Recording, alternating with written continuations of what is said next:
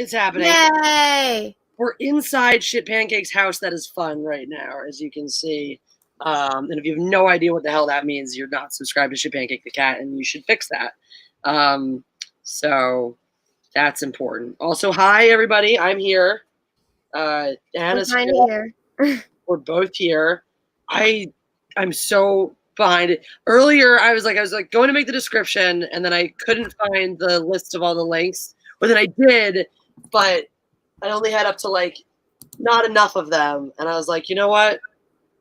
Fuck everything. You can just copy and paste them for mine. Well, that's what I'm saying is I went to do that. Well, the last one you had on your live was was episode 17. Oh. You know what? I was like, I don't feel like going through and catching the last two in here because that's work, and I'll do it later. And then I'm just lazy. Oh, that's fine. That's fine. Make sure you subscribe to Bomb. Well,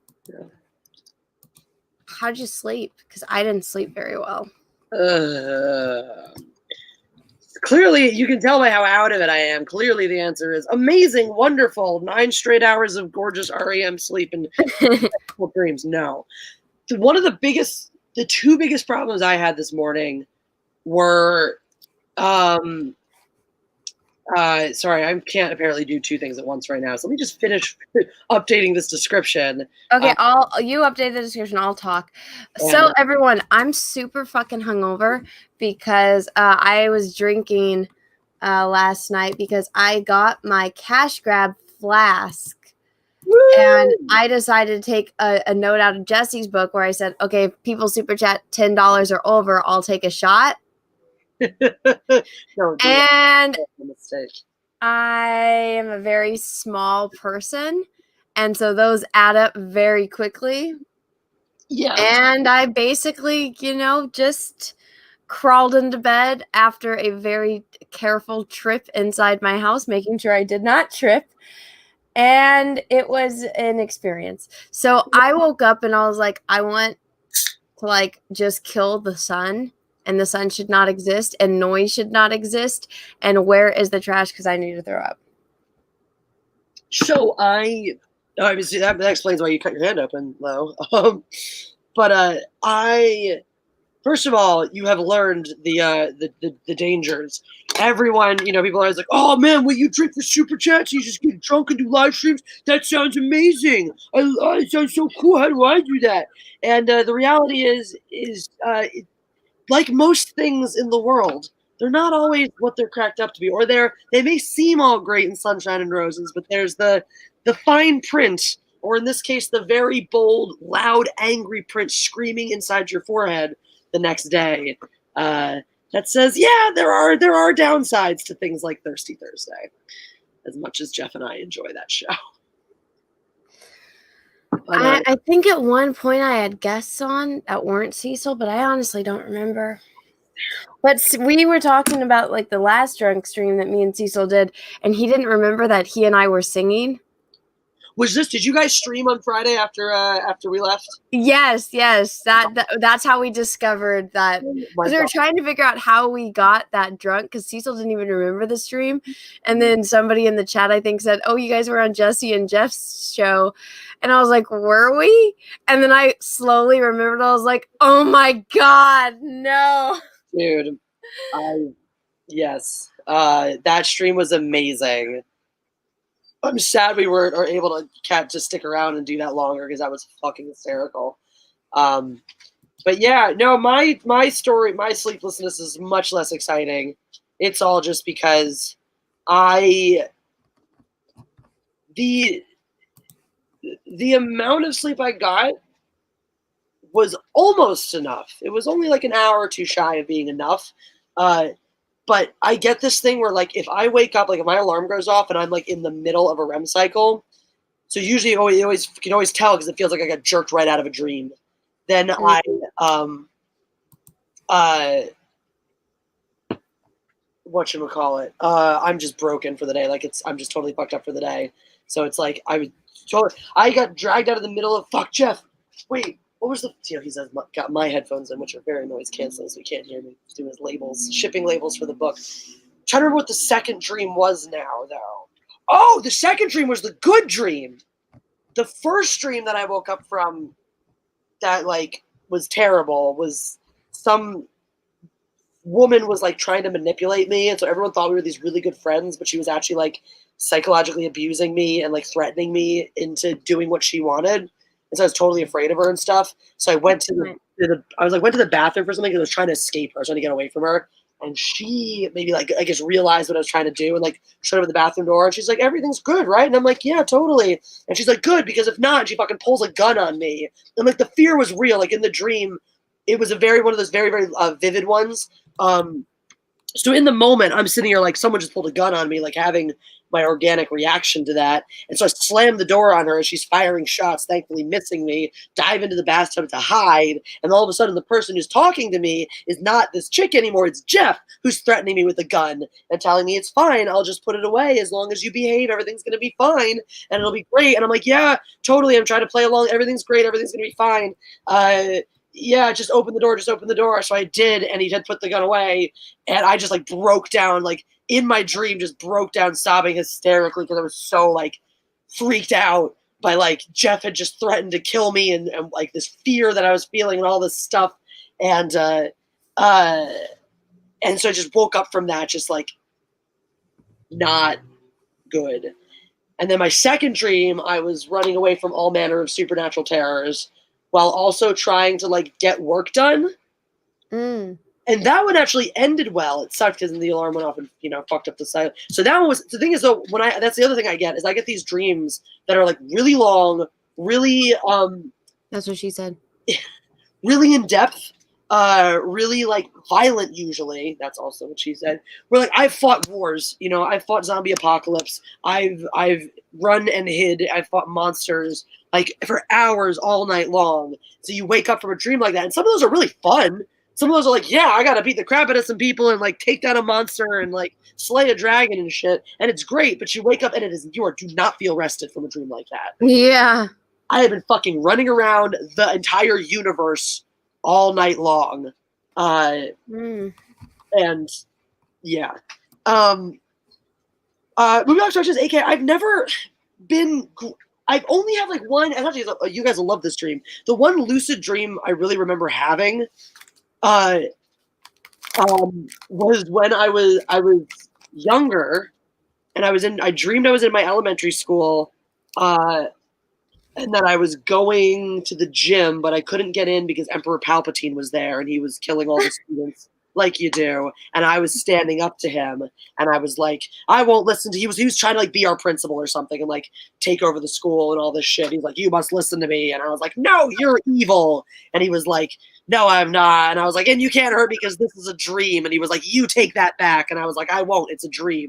And I've always remember that dream. But yeah, I have amazing dreams that are very real, but the thing is they're never lucid because I'm never aware when I'm dreaming that I'm dreaming. In fact, I'm usually the opposite. I'm usually so convinced, like, I've woken up I still remember one recently of, like, there was a ghost and I was, like, trying to go across this field, but every time I tried to get back to my friends, the ghost, you couldn't see it, but it was like this invisible force would grab my legs and drag me back down the field. And I'm in my dream too. I have all my regular memories from life. So it's like this weird combination of, like, lucid but not lucid dreaming. So I'm aware of who I am. I'm aware of, like, I'm living in this dream world as if I just woke up this morning and this is my life, with that kind of awareness. So, like, I'm in this dream. I'm like, holy shit. Like we talked about last week when I told about all the weird, crazy supernatural things I've experienced. I'm like, this is by far the most intense one I've ever experienced. In that moment, and, like, right now recalling it, I can recall in vivid detail like it's a memory, what it felt like, not even just physically, like what it physically felt like, what the fear felt like, all that stuff in vivid detail. And I've actually been discovering, maybe I'll pull this out for you guys. I've been writing some of this stuff down. I should write these ones down later, actually. What I heard is when you wake up, if you lay in the same spot for 10 seconds and try to remember, like in your dream, the last thing that happened, what happened before that, and then what happened before that, what happened before that, that's the best way to remember your dreams. Yeah. I also, what I'll get sometimes is I will lose it almost immediately after waking up, but then like an hour later, it'll come back to me. I started writing down though, because I dream different dream universes. I wrote a bunch of it down. Like I have different dream worlds, and I've started to realize based on traveling from one place to another, I've started to realize that some of my dream places exist in the same universe. Like I have this one dream world, I'm just calling it the Big Grassy Park world right now, but there are multiple different areas, and sometimes I'm in a dream where like I have a codified set of memories that pertain to that dream world, if that makes sense. Because there's one city I've been to multiple times. I know this city. I know what the city's underground elaborate subway station looks like. I know when you come out of it, there's this place when you go across a bridge into the city place itself. I know there's like a really cool slumish area that has like a lot of people skateboarding and stuff like that. You know, and I know there's another section. It's a very old looking city. There's another section with a weird courtyard that's full of like weird supernatural stuff. And like, I haven't been to all of these places in a single dream, but I have been to different parts of this same city in multiple dreams that have spanned multiple years. It's just really kind of cool. I don't know. Like it's a weird thing. So like I was saying, in the second dream, it was really bizarre because I'm like running away. I'm like hiding for my life, fighting for my life, and running for my life from like some sort of monsters and demons and shit like that. I'm all like, what the hell is going on? Meanwhile,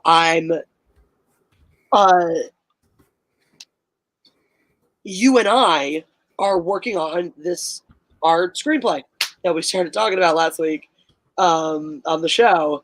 And yeah. What was it? I was gonna tell you. So I'm making some people like right now. So I'm not gonna name names, but there's been a certain person that has been stalking me and others in the fandom menace for like I think 2 years now. We showed that this person was an insane person. This insane person still goes out of their way to stalk and to like make fake accounts just to be a crazy person, and will do it on any facet. They don't care that they're using evidence that anyone that goes and does their research finds out that this evidence has been altered and is not true. But I'll show you what the most recent trigger is, Jesse. You ready? Okay, so this is share my screen. So for the Jack show on Cecil's Cash Grab, he has this flask. So he sent me the flask, he sent John the flask, and he sent Ethan and Kelsey the flask. Nice. So Cecil is in Twitter jail right now because he said all pedos get the rope. And so he got put in Twitter jail for a week. He had to delete the tweet, and he's still in Twitter jail. But so I said, I'm like, I'll make an ad campaign in the spirit of Cash Grab. So I made this little ad. Yeah. Which I think it's in the spirit of Cash Grab. I linked Cash 100%. Grab below. But so this apparently is triggering a lot of people that hate me. Good. Yeah. Good. That's so fun. If you guys haven't, go check out Cash Grab. Go back Cash Grab. It's very, very, very close to 230,000. That's fantastic. I'm gonna. Where is that tweet of yours? Because I'm gonna go retweet it right now. Because that's perfect, and that's something too. It's like again, if people who know you, who watch what you do, who pay attention and shit like that, will know immediately this is 1012% not your style. And in fact, you do everything to stray away from that type of imagery. You specifically did something for Cecil to be in the vein of what he does, and it's something you specifically choose not to do for reasons that people, I think, went out of their way to make apparent after you did it. But But it's like, it's so funny to me that people are.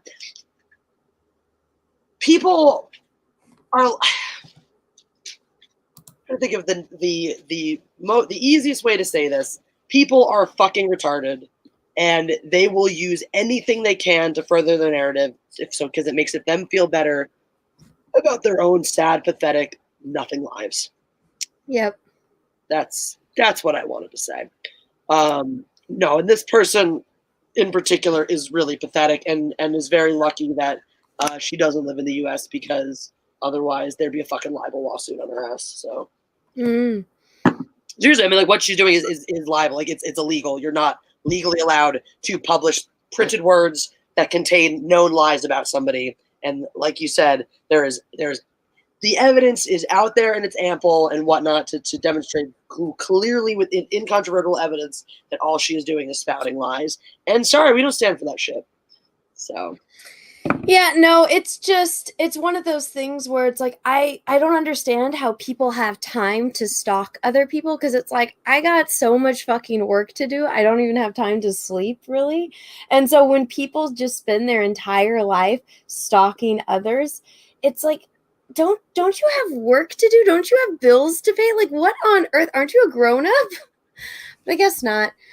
I mean, no, exactly what you said. No, they're not grown-ups. They probably don't have these real life problems or things like that. They're probably, either independently wealthy, or they live off their parents' money, or somebody else. They mooch off of somebody else, or a government system, and they sit around going, poor me, poor me. My life is, it's basically, it's snowflake behavior. Any way you slice it. You don't have to be, that's the thing. You don't have to be an SJW to be a snowflake.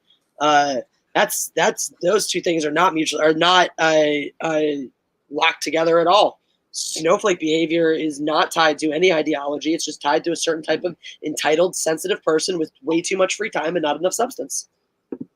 So. I like how you're like, no, stalkers have no lives. But see, that baffles me, because I'm like, if you're a teenager, and like a lot of these kids that are on Twitter, they're all teenagers, and they don't have jobs, and they just have iPhones, and so they just go and they stalk people with iPhones. But you can blatantly tell by the way that they speak that they're children. And so, I mean, don't get me wrong, there are some children that are able to hold their own with adults, but after a while you can tell by their reactions to things how old they are. But when I see a full-grown adult that's like 10 years older than me, or if not more, going and stalking someone, it's like, don't you have bills to pay? Don't you have a life? I don't understand. I don't get it. I don't have time for that shit either. If I ever got into it with people on Twitter, I already tapped out after like 2 exchanges. I'm like, all right, this is taking way too much. I don't have time to refresh this shit to wait for you to respond. Now I'm just like, I don't even have the patience to respond once. I'm like, all right, tweeted. Oh, these comments are cool. Like them. You're an asshole. Moving on with my life. I have no time for you. Which is why I always think it's so funny when people do this stuff too, because it's like, you're sitting here acting like you're so big and tough, going, why don't you fight me? Why don't you? Literally, because I have better things to do. Literally, it's like, if you're, you make up some imagined slight in about somebody in public, and you challenge them to fucking fight you outside the gym or whatnot, and they don't show. And you're like, you didn't show because you're a pussy. Why wouldn't you fight? Why didn't I come fight you? Because I have a fucking life, job, whatever. I was out at some swanky event, making money off of my brand and shit like that, while you were sitting home with your dick in your hand. So, like, fuck you. That's kind of how I always look at it. Is like, I'm literally off doing what I love, making it happen. And I guess you are too, if what you love is sitting on your ass, shitting on other people because you feel so bad about yourself that you have nothing good in your life. No, it's so, because I try to think in my mind, the way that I plan out my days, I'm like, okay, I'm awake. This is how tired I am when I'm awake. And so I'm like, how much work can I get done before I have to sleep again? Or before, like, I have to do this, before I have to do that. How much of this painting can I get done? How much of this project can I get done? And I mean, I don't like to talk too much about like work, but I mean, I got shit to do on top of painting, on top of doing YouTube, on top of working on other projects with people. It's like, I don't have the time. And so when somebody is out there just like it's such a waste of time. I genuinely don't understand. Like, I've been really great. Like, Jeff and I've been great the past couple weeks about like getting a lot of work done. Like, we wake up, we work, we enjoy, we make time for each other, we do all this stuff. Laundry, fuck, I'm out of clean underwear because we don't have time for laundry. Like, well, I don't have time. We don't have time for regular day shit that like needs to get done. Like, it's not that hard to be. That's the thing. It's not that hard to be busy either. And maybe it's something people like us were more conditioned for this pandemic already. Or everyone, I'm going crazy in quarantine. I'm losing my mind. I'm doing this and that. Like, I honestly, even if I didn't have stay-at-home work to do, I'd still be busy from sunup to sundown doing something. God, I'm seeing everyone else be like, oh, no work for X number of months in this, just I'm collecting unemployment and like twiddling my thumbs in this. I'm so fucking envious of those people. And I'm like, dude, I wish I had an excuse to do nothing right now. That'd be great if I could have spent the past 6 months just sitting around my apartment doing shit I wanted to do. That would be great. I would have loved that. But no, duty calls, work calls, matriarchy calls.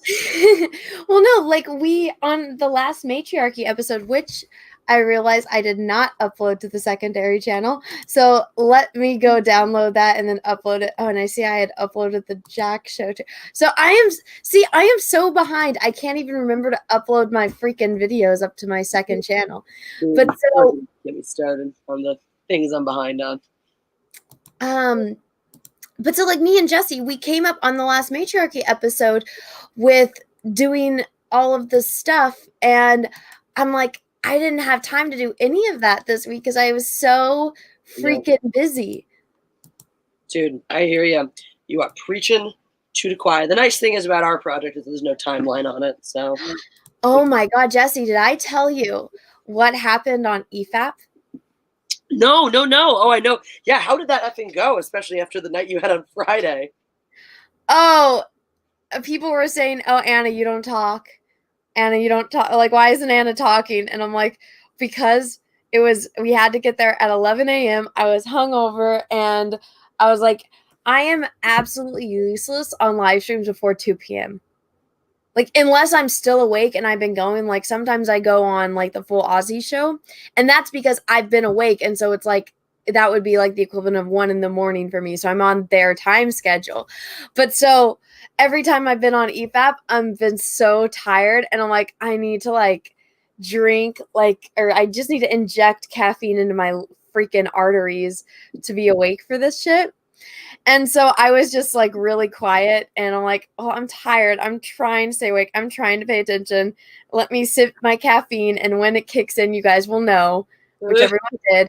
But so we were covering this. The second video we covered was this dude talking shit about rags. Oh. And then he super chatted and he came on. And he was like, oh yeah, I'm a fan of your guys's. And I'm like, but your video was just like such an asshole, like insulting video. Like you were talking so much shit, and then you come on and you be nice. And it wasn't my show, so I didn't say anything at first. And I was just being like very like just listening to what this guy had to say. And then I asked him a couple questions, but I'm just like, they are so nice to this guy that literally just was talking shit and being a complete asshole. And I think I said this after he left, but I'm like, I don't know like how you guys are so nice to people. I like, if somebody made a video where they were just talking shit about me the whole time and insulting me, which had nothing to do with the video they were talking about, I would have gone off. But at one point, he did try to say, because I don't think he realized I was on the panel, or even though my picture is obviously a picture of a girl, because I'm a girl.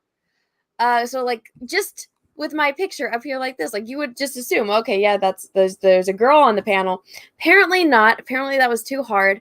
But then he started to go, and we were talking about Captain Marvel, and he's like, oh yeah, I felt like you guys were nitpicky too much about that Captain Marvel deleted scene, because that guy was very obviously sexually harassing her or something like that. And he's like, well, if you got like, you guys can't say anything because you're not women. And then I was like, well, I'm a woman. Let's talk about it. How ironic that you are here speaking for us when you are not a woman, but there is in fact a woman here. You have just demonstrated exactly how you feel about women by completely glossing over her and acting like she didn't. And see, I didn't even go into that because this is still when I was like half awake. Oh yeah. And so I like just went off and I'm like, no. The scene is like, she's the villain in the scene, not him. But then I didn't find out until after EFAP was over that this person who didn't know who I was had made not only one, but 2 20+ minute videos on me talking about how much they hate me and how stupid I am. Oh, shit. That guy got so fucking lucky. I know, that's exactly what I said. I was like, this person is so lucky. I had no idea who they were. If you ever like have it, say, or somewhere where they're watching or listening, or you can contact them, I would say that. I'd be like, you have no idea how lucky you are that I didn't see these videos before you were on EFAP, because you would have had a new asshole. Yeah, basically. No, but and what was funny is if you can take the time out of your day to make like 2 20+ minute videos on someone, you would remember who they are. Like if I ran into Brie Larson on the street, I wouldn't, all of a sudden forget who she was. Right. And so the fact that he was on a live stream speaking to me and he had no idea who I was, I'm like, this is one of the, and I even said this like after watching him come on, and I said it to like Mahler and Rags. I'm like, do you guys ever get the feeling that sometimes people make these videos specifically to bait, like, so that way they can get on the show? And I think that's exactly what it was, because if this person actually like cared passionately enough to do 2 20+ minute videos on me to say like how they disagree with me and how much they hate me and how stupid I am, you would think that they have some kind of deep-rooted hatred for me. So wouldn't they remember or wouldn't they recognize me when they're on a stream talking to me? But so that's why I'm like, it's just somebody that does it for attention. They just do it for bait. They don't. That's like, and how much you want people to talk about manufactured outrage? Like, that's as manufactured as it comes. It's literally just people pretending. It's so funny too, because it always cracks me up, because it's usually find it. Somebody made a video meme of it where it's Lord of the Rings. Let me see, because I think you'll like it. It's because the thing is, it's usually the same people trying to tell us that all we do is manufacture hate and shit and whatnot. I'm like, literally, that's all this video is. You literally like are being outraged about nothing. You're being outraged about my outrage. Like, how criticizing my outrage is one thing. Being outraged about my outrage feels just pretty oxymoronical right there. I'm trying to find this. I think you'll like it. Okay.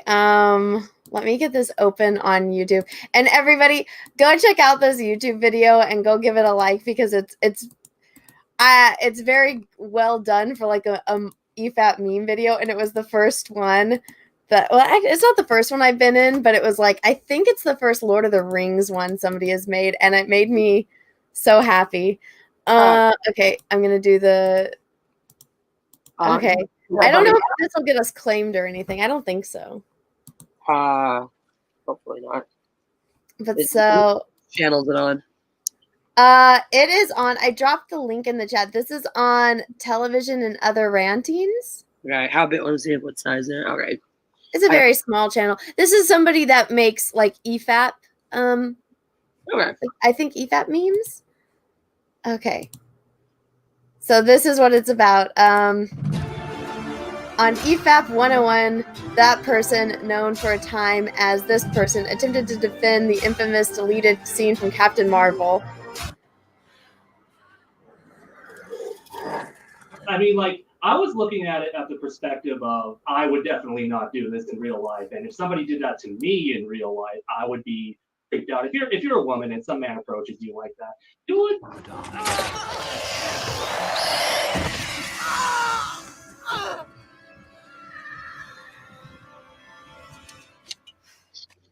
All right, I'm a woman. Let's talk about this. He was not sexually harassing her in any way. See, you're a woman. He was flirting with her. She was an asshole, and then she assaulted him, robbed him, physically harmed him, robbed from the store, and took off with his motorcycle. He did absolutely nothing. It's very short. If you were there, But it just, I saw that, I was like, oh my god, I'm a Lord of the Rings meme. That's a great. That was fun. That was fun. I was like, thank you. That's so complimentary because that's one of my favorite scenes.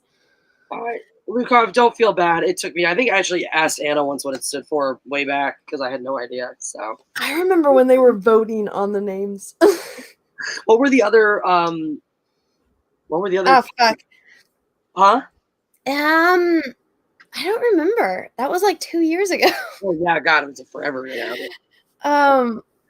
That's funny. You're not stupid. I mean, maybe you are, but not about this, Lukov. I wouldn't feel bad for not. I always knew it stood for something, but I didn't know what it was for a long time. So, um, what was I going to say? I was going to read super chats since we did get a few.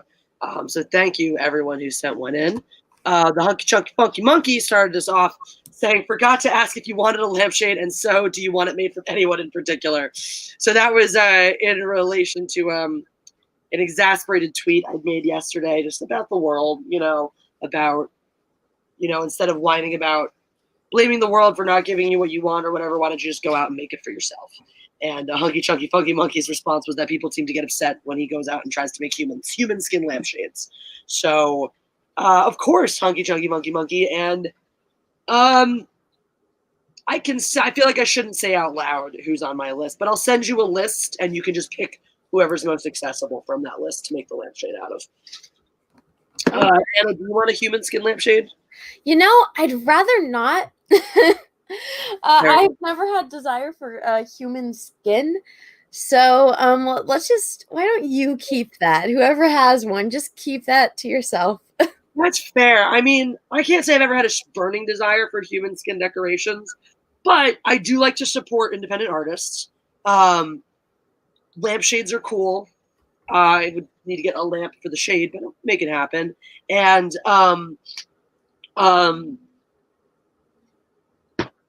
why can't I do English? Supporting local artists. Lampshades are cool. Oh, and knocking people off of my totally non-existent hit list that definitely doesn't exist because that would be wrong and illegal. Anyway, guys, if you're just joining us, please press the like button. And shout out to the chat who is here and is great. And shout out to Jedi Bunny, who is amazing. Just like my shirt, according to her. I do love this shirt. This shirt's like present mood. This shirt's like me. This shirt is just like who I am as a person, I think, in a shirt. A stick figure with a sword and alcohol. Mm-hmm. I feel like this just represents me better than most things ever. Yeah, Leatherface lampshades. But then, what else do we have from our audience? We have Jeffrey Turner, aka Mega21, says, editing a live-action Aladdin starring The Rock. That sounds amazing. Definitely want to see that when it's done. Reality Check numero uno says, this may be the last time that I'll be doing this, but what the hell? Hashtag hail the matriarchy, hashtag support the fandom menace. Thank you, Reality Check numero uno. If it's the last time, I hope it's not because you're in, financial straits or anything like that. If it's because you simply don't feel like giving any money to the Tube of Views, I support that 100%. And to that end, Anna and I both have multiple different ways that you can fiscally support us outside of the conventional means, outside of the Tube of Views, because I don't like how much money they take from me either. So, but if it's for personal finance reasons, I hope that you get all of the fortune in the world. And Jeffrey Turner, aka Mega G1, I gotta go back into here to try to find that one now. Thank you for the super chat. Also, there it is. By the way, Anna, how's your finger? Hope it gets better.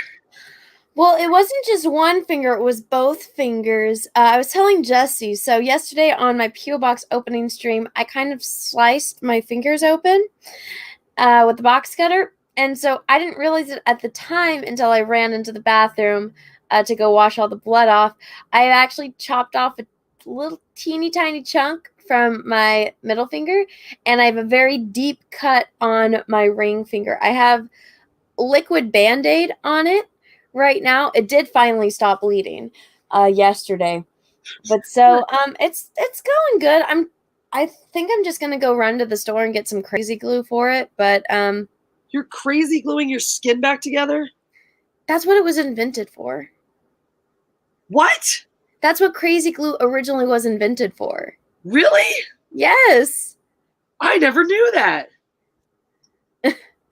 Yeah, so it just because it makes it all hard around the area. So as by the time it falls off finally, that'll your finger will be healed or whatever it's on, it'll be healed. That's why it falls off. Huh. Wow. Yeah, because I had crazy glue. I just can't find it. So I'm gonna have to go pick up some more. Now I'm like, what was the? Now I want to know like why they thought to do this. Super glue, the incredibly simple adhesive known as super glue, was invented by accident in 1942 by Dr. Somebody during World War II. Dr. Coover, I guess.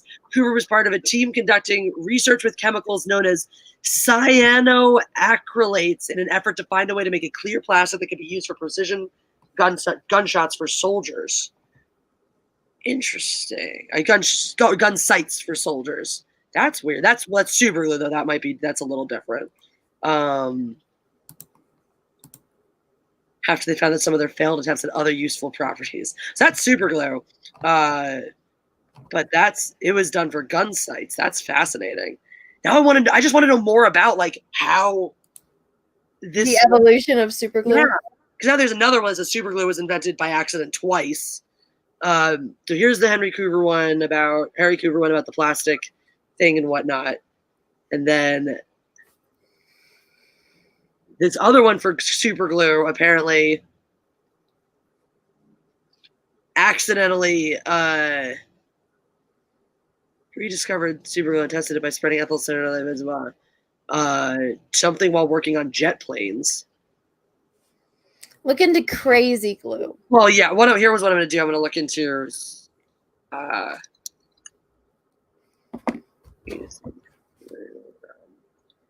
cuts. So one of the first ones here.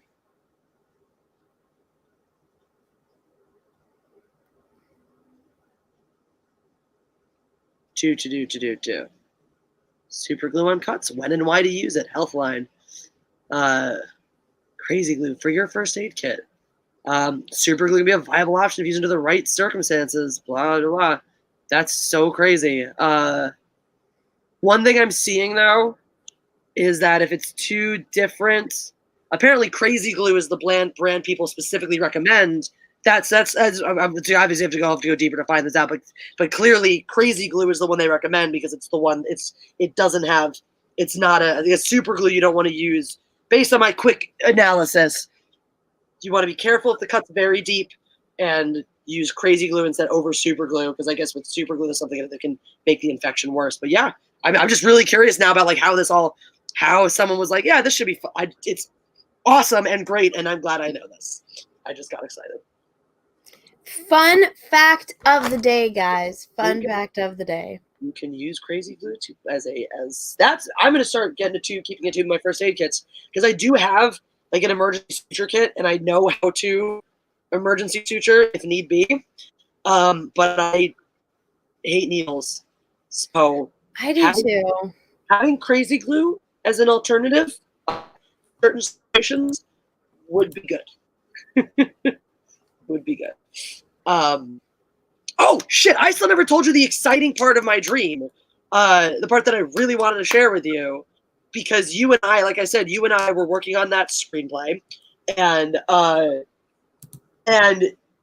you were like, Jesse, oh my god, this is crazy. My fans had these connections, and they got this guy.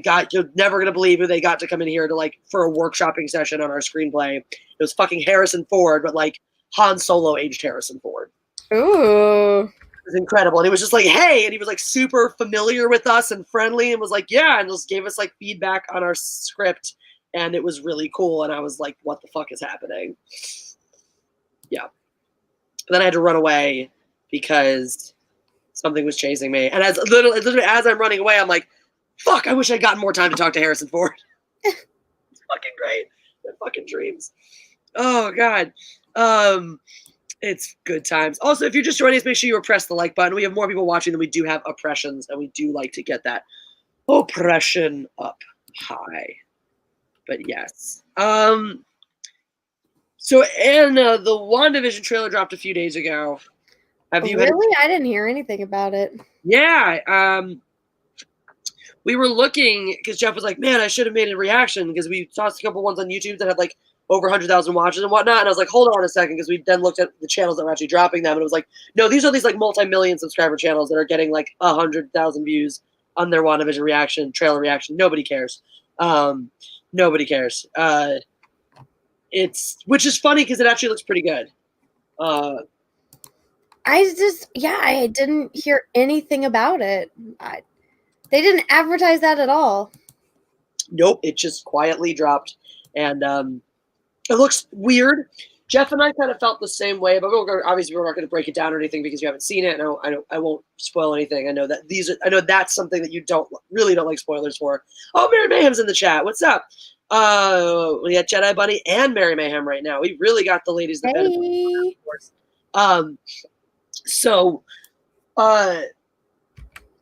Oh yeah, so Jeff and I are looking at this. So it gets into what we already knew, that there was going to be some sort of weird, interdimensional play and whatnot at afoot. So it's very bizarre, this trailer. It's definitely very much a teaser, but it's like a very substantial teaser. It gives you a lot of meat to it, even though you kind of really don't know what's going on yet. But based on the way it looks,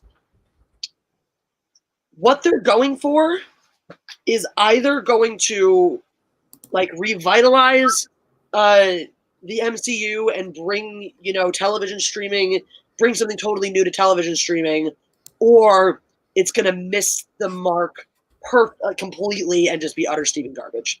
So that was my impression. That was Jeff and my impression after the trailer. Interested to see what the chat thinks. Obviously, we won't talk too much about it. We won't go into details because Anna hasn't seen it yet. But I want to see it. It's a good trailer. And I'd be interested to hear your thoughts. I don't think there's too much in doubt. The one thing I saw that I do like, though, is this is the first time Elizabeth Olsen's really being at. Well, I don't even know if she is, though, so much, though, because there's a lot of Vision in the trailer. There's a lot of Paul Bettany. But even so, Paul Bettany's one of those guys, too, where, like, he's usually been a character actor. He's rarely been a leading man. Elizabeth Olsen has been she's been leading, and whatnot, but she hasn't had to carry a film or a franchise on her shoulders yet in her career. She's definitely a well-known actress. I would say she's an A-lister and all that stuff. But like, she's not quite she's like the one step away from being a household name. And so I like that. And then Paul Bettany is very much the same, where like he's been around for much long, his career spans a longer time period frame, but it's very similar in that outside of like that one movie Priest, he's never really been the helm to movie. He's not like the focal point of a franchise. And so what I like, though, oftentimes when you have this, obviously Batwoman was a huge step for Ruby Rose, and they put everything on her shoulders. There was no one else of note in that show. It just fucking crashed and burned before. Well, the guy that played her dad used to be famous. Yeah, someone he was a has-been guy who played her dad and stuff like that. Well, he was supposed to be James Bond, and something I think he said no, or he turned it down. Yeah, mistake. But he was the prince. He's Prince Henry in that Drew Barrymore version of Cinderella Ever After, and he was a total stud in that movie. And then when I found out that that's who he was, I was like, "Oh my God, what happened? Go eat some burgers. You lost so much weight." That's hilarious. But oh my God. You crack me up about your man things. Dude, he used to be. I'm gonna show you what a hot hunk of man meat this dude used to be, and what he is now. Let's see. That's like Christopher Plummer. Young Christopher Plummer is gorgeous, and then I don't think he got old. He just looks so different as an older person. Have you seen Ever After with Drew Barrymore? Mm-mm. Okay. I don't think so. Oh, wait, you guys are talking about Doug Ray Scott? Hold on, because the third turd just says he was also the bad guy Ambrose in one of the Mission Impossible movies. That's Doug Ray Scott. Okay, well, hold on. Was it James Bond that he was supposed to be? No, I thought he was supposed to be someone. He was supposed he was supposed to be James Bond, and dumbass turned it down or something. Okay, because Doug Ray Scott was supposed to be Wolverine. Sure. Oh, maybe it was Wolverine. I don't know. Share my damn screen. Okay, sharing your screen. Look, he was Prince. He's in Mission Impossible too. Okay, well, I've never seen it. He was Prince fucking Charming. And he was like, look at, he was a little stuffed muffin. He had his horse. He had these weird pants that. Maybe I did see this movie because I think it was one that I couldn't ever get into that much too, though, because Mission Impossible 2 is one of my favorite movies of all time. And he's the bad guy. And I saw this after, and I'm like, I just can't see him as a good guy. Now I could, because now I have grown up and acknowledged how attractive. Like, look at, he was a freaking Prince Charming. There's Drew Barrymore, she's Cinderella, and then you go see this dude. What's his name? What is his name? I don't know. What's this dude's name, guys? Doug Ray Scott, or Doug Ray Scott. He's Scottish. Doug Ray Scott. Yeah. Like, what the hell happened to you, dude? Yeah. Like, I get it. You got old, but this is how you say it. Yeah, Doug, like the name Doug and Ray and then Scott. Batwoman. I like how he doesn't even show up on here. But are you sure he's the same guy from Batwoman? Yeah, he's the dad. Because I do not remember. He is her father in Batwoman. Because I didn't even recognize him in the because then I didn't recognize him at all in the trailer. Then I don't. Disagree. I'm telling you, it's him. Doug Ray Scott is Jacob Kane. You're 100% right. I did not even I saw that trailer multiple times. I mean, I made multiple videos. I saw those trailers and shit. I at no point connected him. Like, I at no point realized that he was the same person. Honestly, I didn't. Like, I was like, this guy looks familiar. What have I seen him in? Literally did not realize that was Doug Ray Scott. So, wow. I was kind of let down, to say the least. But anyway, so my point is, though, he's obviously, this is someone who, he's still doesn't carry a franchise. There's nobody in that thing. I feel like it was pretty shitty to do to Ruby Rose, just throw her in and have like your next best whatchamacallit, to have your next best quality actor be someone that, like, he's a has-been, but he was never a thing either, though. Like, he's a has-been of someone who was always like a smaller actor. And I'm knocking him. I love him. I think he's great. But my point still stands that, like, when you're taking a relative unknown, or like when you're pushing an actor to the next step of their career, right? So you're now the front person. You're now the centerpiece of this whole series. Is all focused around you. A lot of film studios make the mistake of surrounding you with garbage talent to try to make you look better, or unknown talent to try to make you the centerpiece and the focal point. And look how great you are. Look how great you are. When the reality is, good filmmakers do is they want to set you up for success. They surround you with quality talent, because that typically, if you are talented, the talent you're surrounded with will just elevate you and make you look better. You hear this all the time of, people saying, like, working with this person elevates my, performance ability. It makes me this kind of way, whatever it is, all these things where it's like, yes, working with better people and that's always the thing, working with better people makes you better. So when you look through the cast list for WandaVision, it's a lot more people who are like on the level, with,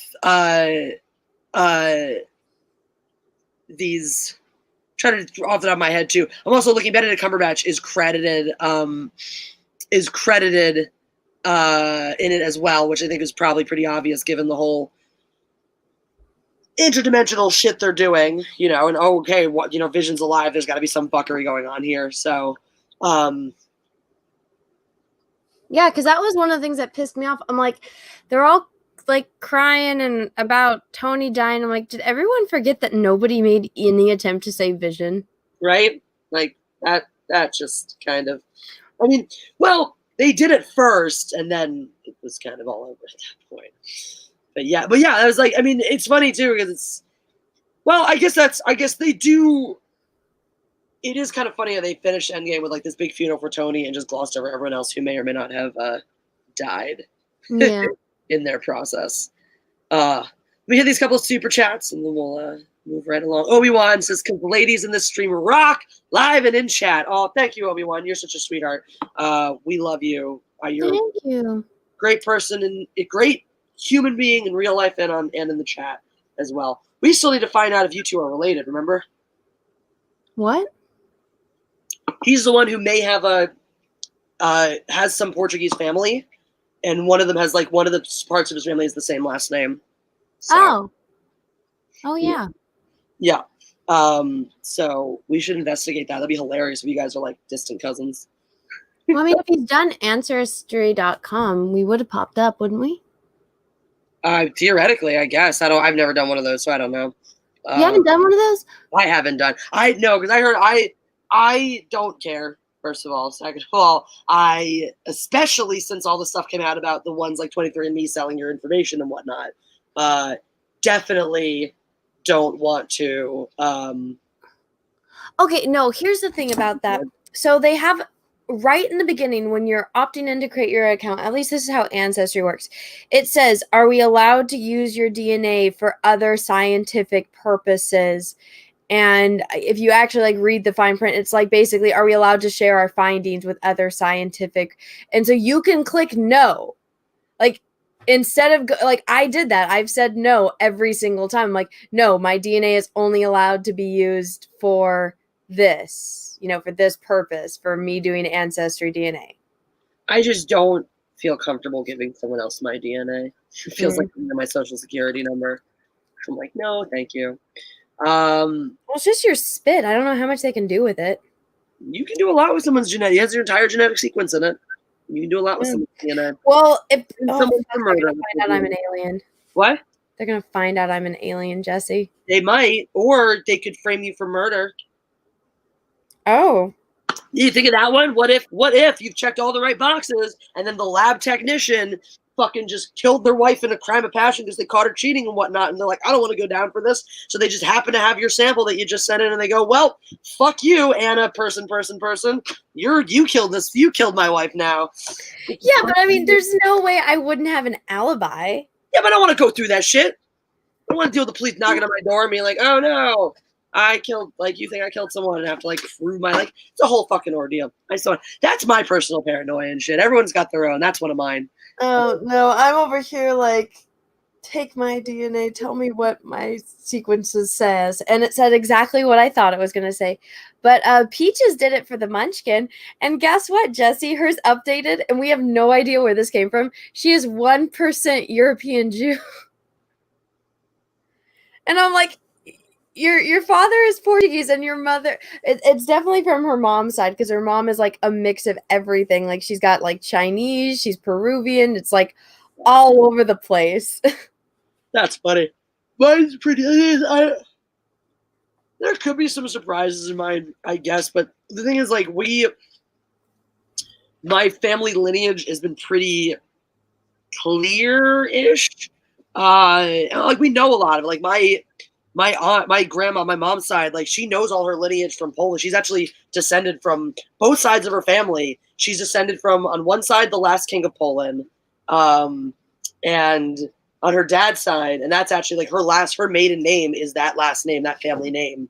Like she's the direct descendant. So like if Poland had bothered to remain a country long enough to uphold a monarchy through the past several hundred years, I'd just be a fucking Polish princess right now. Wow. Or just not alive, but you know. That's not good. What was I about to say? How's your grandma doing? She's actually been doing all right. I had a dream about her last night, actually.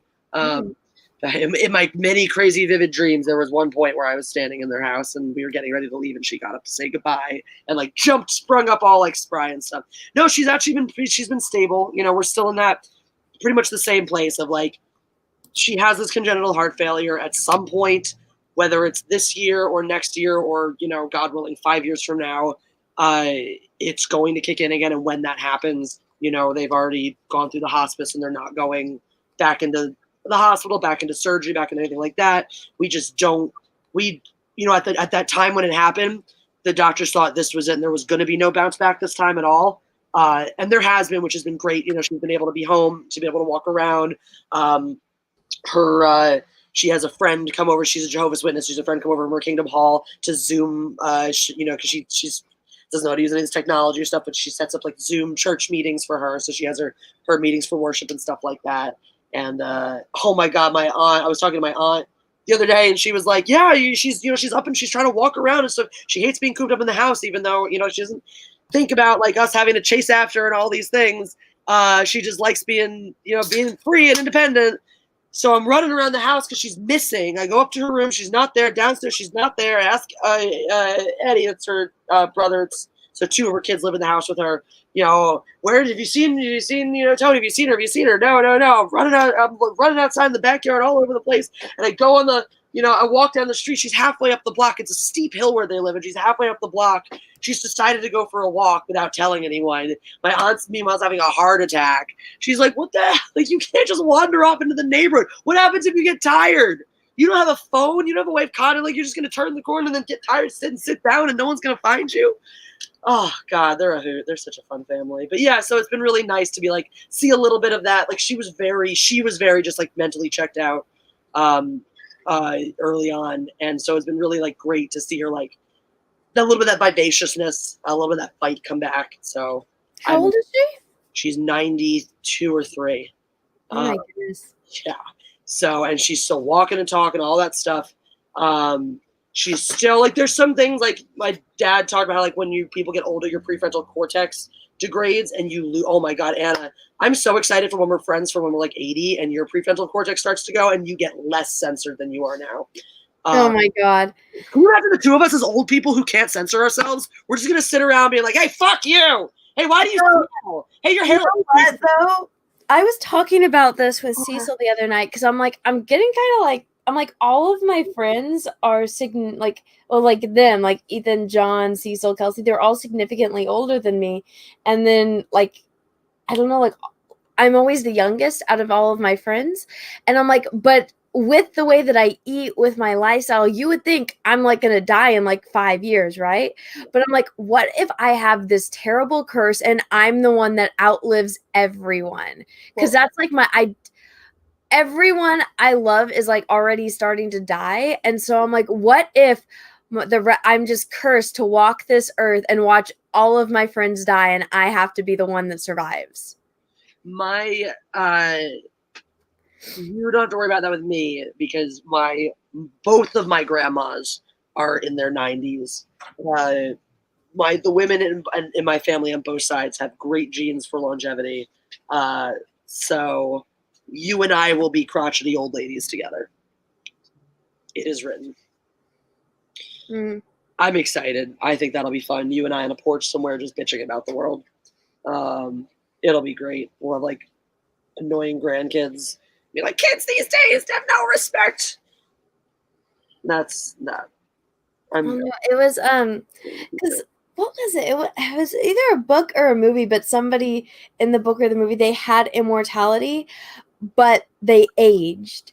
And so it's not like when you think about like immortals and they're all young and beautiful for all of eternity. No, they never die, but they get older and older and older. And it's just like, it's only a matter of time before they become dust. That sounds like some Twilight Zone shit. I'm like, I feel like that's what my life is going to be. I feel like I'm just going to live forever and I'm just going to get older and older and everyone's going to die and I'm not going to be able to die and it's just going to be miserable. And Juice looks really good right now.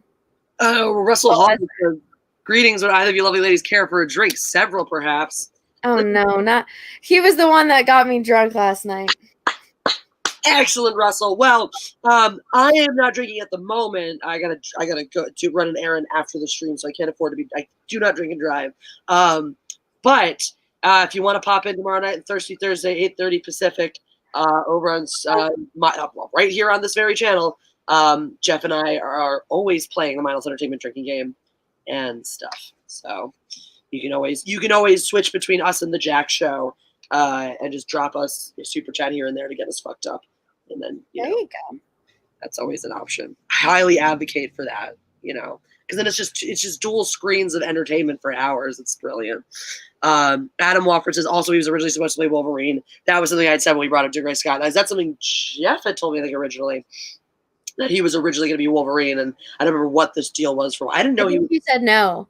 I didn't. Let me see if he was on the. It's like something to where he said no to this role that would have like changed his life, and he did like something else or something. It's one of those type of stories. He revealed. Imagine the pressure as an actor. Huh? I found it. Here, I'll share it. I'll share the article. Roger, it's a really quick little blurb. I'll just read it. Actor Dougray Scott has revealed Pierce Brosnan ruined his chance of being the next James Bond. The Glenrose-born actor, born actor, was in talks with filmmakers about taking over as 007 before The Last Adventure Die Another Day. But Brosnan performed a U-turn and agreed to play Bond one last time. Dougray, who was then passed over for Daniel Craig, says, "I'm not sure it was ever for me." They first talked to me about it 5 years ago, but then Pierce Brosnan wanted another go. Good luck to Daniel. I think Daniel 5 years after that, I think it would have been a little too old. Yeah, that's oh god, that's two things then. So it's two where he got where he in that instance got effectively passed over. What? Hold on. Dougray Scott blames Tom Cruise for not letting him become Wolverine. Hold on. Okay. Dougray Scott claims it was Tom Cruise who stopped, not Hugh Jackman. Hold on. Stop. Scott, my freaking Google's like being retarded. Okay. I'm going to share this article because this picture's hilarious. So, because this is the cast of one of my favorite movies of all time.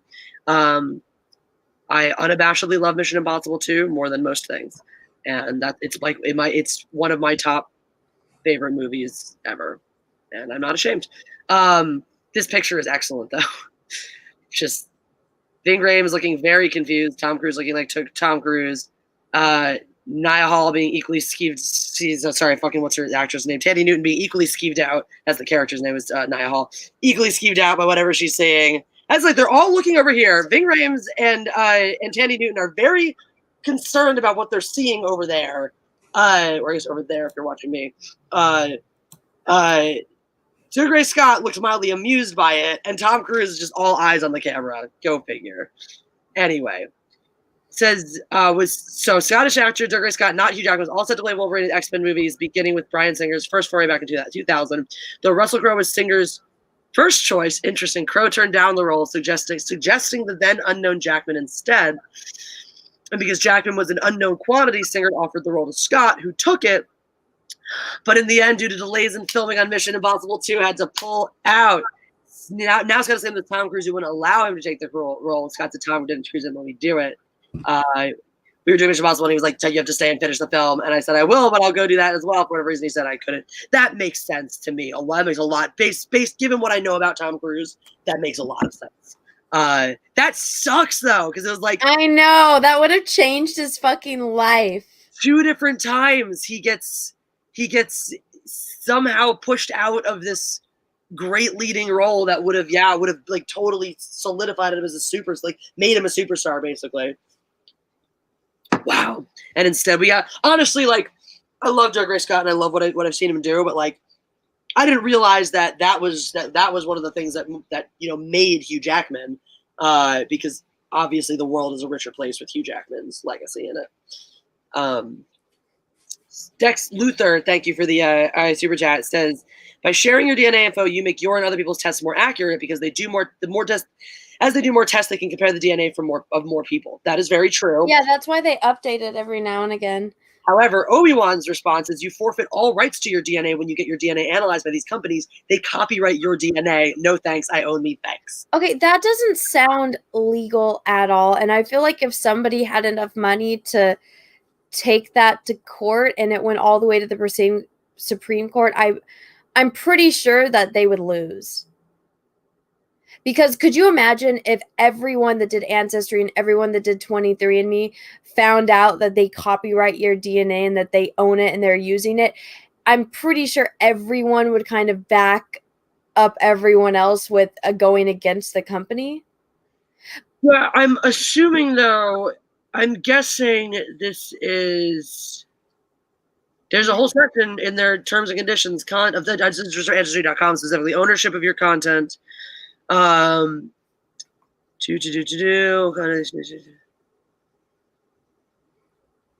Also, by submitting user-provided content through any of the services, you grant Ancestry a sub-licensable worldwide royalty-free license to host, store, copy, publish, distribute, provide access to, create derivative works of, and otherwise use such user-provided content to the extent and inform whatever context we deem appropriate on or through any media or medium with any technology. So basically anything, whether it's your personal information, so this is you own your personal information, user-provided content. I don't know what this user-provided content is. What says? Okay, here we go.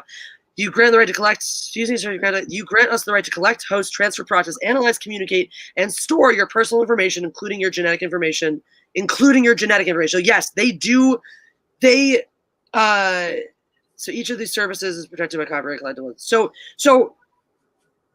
it's what I was saying. Sort of they don't own it, but they do have the rights to it.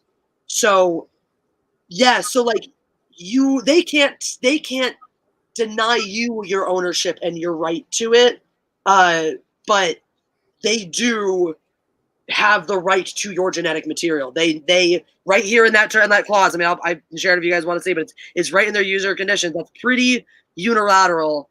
By submitting user-provided content through any of our services, and it says, yes, including your genetic code is considered their user-provided content. You grant Ancestry a sub-licensable worldwide royalty-free license to host, store, copy, publish, distribute, provide access to, create derivative works of, and otherwise use such user-provided content to the extent and in the form that we deem appropriate on or through any media or medium and with any technologies or devices now known or hereafter developed or discovered. This includes the right for Ancestry to copy, display, and index your user-provided content. Ancestry will own the indexes it creates. We will also have the right to continue to use your user-provided content even if you stop using the services, but only as necessary for us to provide and improve the services. Blah. So literally what they're saying is, once you submit this, we could make a mural out of your personal DNA sequence and put it on a building in a major city, and there's jack shit you can do about this. Nobody's going to know it's my DNA. I wouldn't even know it's my DNA. We could take your DNA sequence. We can sell it to whoever we want to. We can post it wherever we want to. We can do whatever we want to it. To me, that's a lot of ownership over something as personal as you can get. So for me, well, I already did it, and I forced my entire family to do it. So I'm the bad guy here. If we all have, this is what I told my mom, because she's like, "No, I'm not doing that shit." And I was like, "Mom, spit into this little container right now so we can get your DNA." And I guilt tripped her because I'm like, "Mom, if you die, this might be the only way I can clone you. Spit into the tube." Now, that said, that brings up an interesting question, too. We own the content you provided, the content, including, and in every version, device, whatever, etc. It's, so here, all right, Dex Luther says, YouTube, Google, and every other service is the exact same clause. It's required for the service to work legally. Otherwise, they wouldn't be allowed to show your videos to anyone, etc. Dex Luther, yes and no. You need a license like that for YouTube because we are creating content that they need the right and the licenses to display, right? That said, there are elements of their licenses, the sub-licensing, because the license you have with YouTube and stuff, they can't. I'm pretty sure that there are limits on what they can use it for. Like, yes, they can, if they want to take one of my videos and cut up parts of it to do a promo for YouTube, to advertise YouTube, they can do that. They cannot take my video, pull it off of their site, post it on another site that they also own or host or something, and take ownership and without my permission or knowledge, things like that. This particular verbiage in this terms and conditions for Ancestry.com is incredibly vague and incredibly all-encompassing. And again, it's for DN fucking A, right? You need so basically, when we get invaded by aliens or the end of humanity happens, I'm going to be cloned and Jesse's not. So there's going to be a clone of me running around because Jesse didn't spit in the tube. Clearly, I am in error. I should But have. here's the thing, I don't think that they would. This is what I told my mom. I'm like, Mom, if we have good enough DNA to be cloned, you should be flattered, because I think they're gonna take one look at our sequence and be like, nope, too many birth defects. Next. Oh no. I think whatchamacallit. What am I saying? I don't think, that anything terrible is usually going to come of this. I'm just one of those. There's a few of those paranoid loopholes I go down where I'm like, what if, absolute worst case scenario, and I won't fuck with it because of that. But to this point that Dex Luthor made, though, no, there is no reason why Ancestry.com needs that kind of licensing agreement. You're not creating that, because that's yes, some of those elements are standard like user content, which is why it's user content verbiage there, because it's intended for when somebody is creating their own content and giving to you. My fucking genetic code is not user created content, it's my fucking genetic code. So it's like when if you get a sign made, you have to submit something of yours for that. You have to submit the text you want on the sign or the design, like that. When you used to do that, the sign store doesn't have a clause that they own your words and your design and your this or that. You just needed to submit it. They send you the product. Unless you elect to sign something that says, yes, we can use this product as part of our I'm going to go get something to drink. I'll be right back. Go for it. Yes, they can use the same product for the remote program. Most places like that. Some places that offers you a service like this. That's the extent of their licensing. Is you consent to let us use this product or use your thing for marketing for this product only. And most of them are very limited in that distribution, in those distributional rights. I can't think of any other service that where you buy something from them and they give you a product and they somehow need to hold on to the unlimited worldwide rights to your stuff. That's too much. Anyway, that's just me. Dex Luthor said, we had another one before that one says, Obi-Wan says, soon the world will be amuck with clone Annas. They're able to use any technology possible, including cloning. Dex Luthor says the exact same clause. Ancestry doesn't do the testing. They have to send it out without the clause. They can't. Then that's still not accurate, Dex Luthor. Like, you can easily have a clause. Like, they send it out to the same lab. They contract with a finite number of labs. They don't just have like a list of 800 labs that they send it out to. They have a finite number of labs they work with. And I'm honestly surprised at this point that they don't own their own testing facilities. But they have a finite number of testing facilities that they have to have a contract with. It's a job, so they don't have 8,000 different contracts. They have a handful. It is not a big thing to include in your verbiage. By signing this, you understand that Ancestry.com and its affiliates, right, and the labs that it contracts with, and insert the name of whatever 5 different fucking companies they work with, and stuff. That's, again, this clause is not for this type of thing. That this clause gives them way too much leeway with what they're allowed to do with your information. I have read many user clause. Actually, as a YouTuber, I have read these terms of services for YouTube, for Google, for these sites where I do content sharing. I read them anytime I have to sign something, giving up some rights to whatever I own or do or things like that, including going through a business that's producing an image for you, assigned promotional material and whatnot, and they have a clause asking, can we use this for our marketing material? That's fine. Are we still talking about Ancestry? Yeah, because Dex Luthor says it's the exact same clause, and Ancestry needs this clause in order to send it to labs to do the testing. It fucking does it. They don't. It's not correct. That is 100% not correct. You can feel fine about Ancestry.com. You can trust them as a company and feel comfortable that they're not going to sell your personal information or misuse it in any way. That's fine. I'm not accusing them of doing that or saying that they will. I'm just saying that this is a very open-ended clause that gives them a lot of protections to go and do exactly that. So what else did we have? Michael Roth said, the government gave drug companies the right to use DNA for making vaccines and medicine. Ancestry.com is probably using the same law/regulation, which is wrong, by the way. If they're taking that clause or that whatever, and they're like, yeah, we'll just sell it to people who want to use it for science or study or research. No, consenting to have my DNA used for your, as a cross comparison for other people who use your material is fine. I need a very specific clause if you want me to consent to use my DNA material for testing, for any kind of testing, anything other than study and research. Clone me, bitches! I want to clone. Fair enough. Clone Anna. Clone my clone. Obviously, it wouldn't fly just or straight off the bat because there are a whole lot of moral questions that go along with the idea of human cloning to begin with. But based on the language, it sure sounds like they can legally clone you per this language. Okay, well then they can clone me. I'll go break my clone out of the cloning facility. And then once I have my clone, I'll be like, yo, clone, what do you want to do with your life?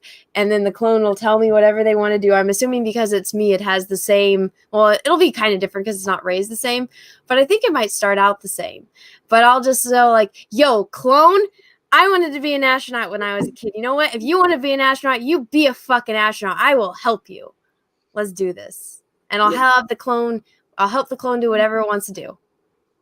That would be fun. I mean, I would love having a clone army. They can get so much done that way. Be like, you really like performing? That's awesome. Can you go make 12 videos for me? And then literally you'll do for the rest of the week. Just like take a couple hours on Monday. Just record all these videos. Just like yell, or if they like the technical, God bless if they like the technical side. And I'll be like, I will stand here and yell at a camera for a couple hours. And you edit it for me. Shit, exactly. Dex Luther taking shots here. He said, I had no idea you were a lawyer. Get Nick Ricada in here. I can't be that mad if you elect to super chat your arguments. But look, I'm not a lawyer, but I got a lot of family members. I am a Jew, so I'm related to a whole fuck ton. So don't get me started. I actually have, I'm not, this gives me no leg up or expertise. I would never claim to have any sort of legal acumen beyond the average person, because I have never studied law in any formal setting. There are certain things. I think I would have been a great lawyer, but I just hate. The thing is, this is the stuff that I'm good at and that I understand very, very well, is the nuance of language and the and things like that. That's actually something that's like something I had issues with when I first moved out here too, because you, as an actor, like contracts you get with studios are always trying to dick you. Nike dicked me out of residuals when I shot that commercial for them. And it's, again, technically did you ever figure out what episode of Grey's Anatomy you're a person in? It's on season 11, I think. I'll find it one day. I'll find you. You need to find it, because were you there with McSteamy or McDreamy? Mm-hmm. No, McSteamy's dead by then. Spoiler. I was with McDreamy. I got to do, I don't know if it was in the cut or not, but me and one of the other police officers did a cross directly in front of him during one of the shots. So it was exciting.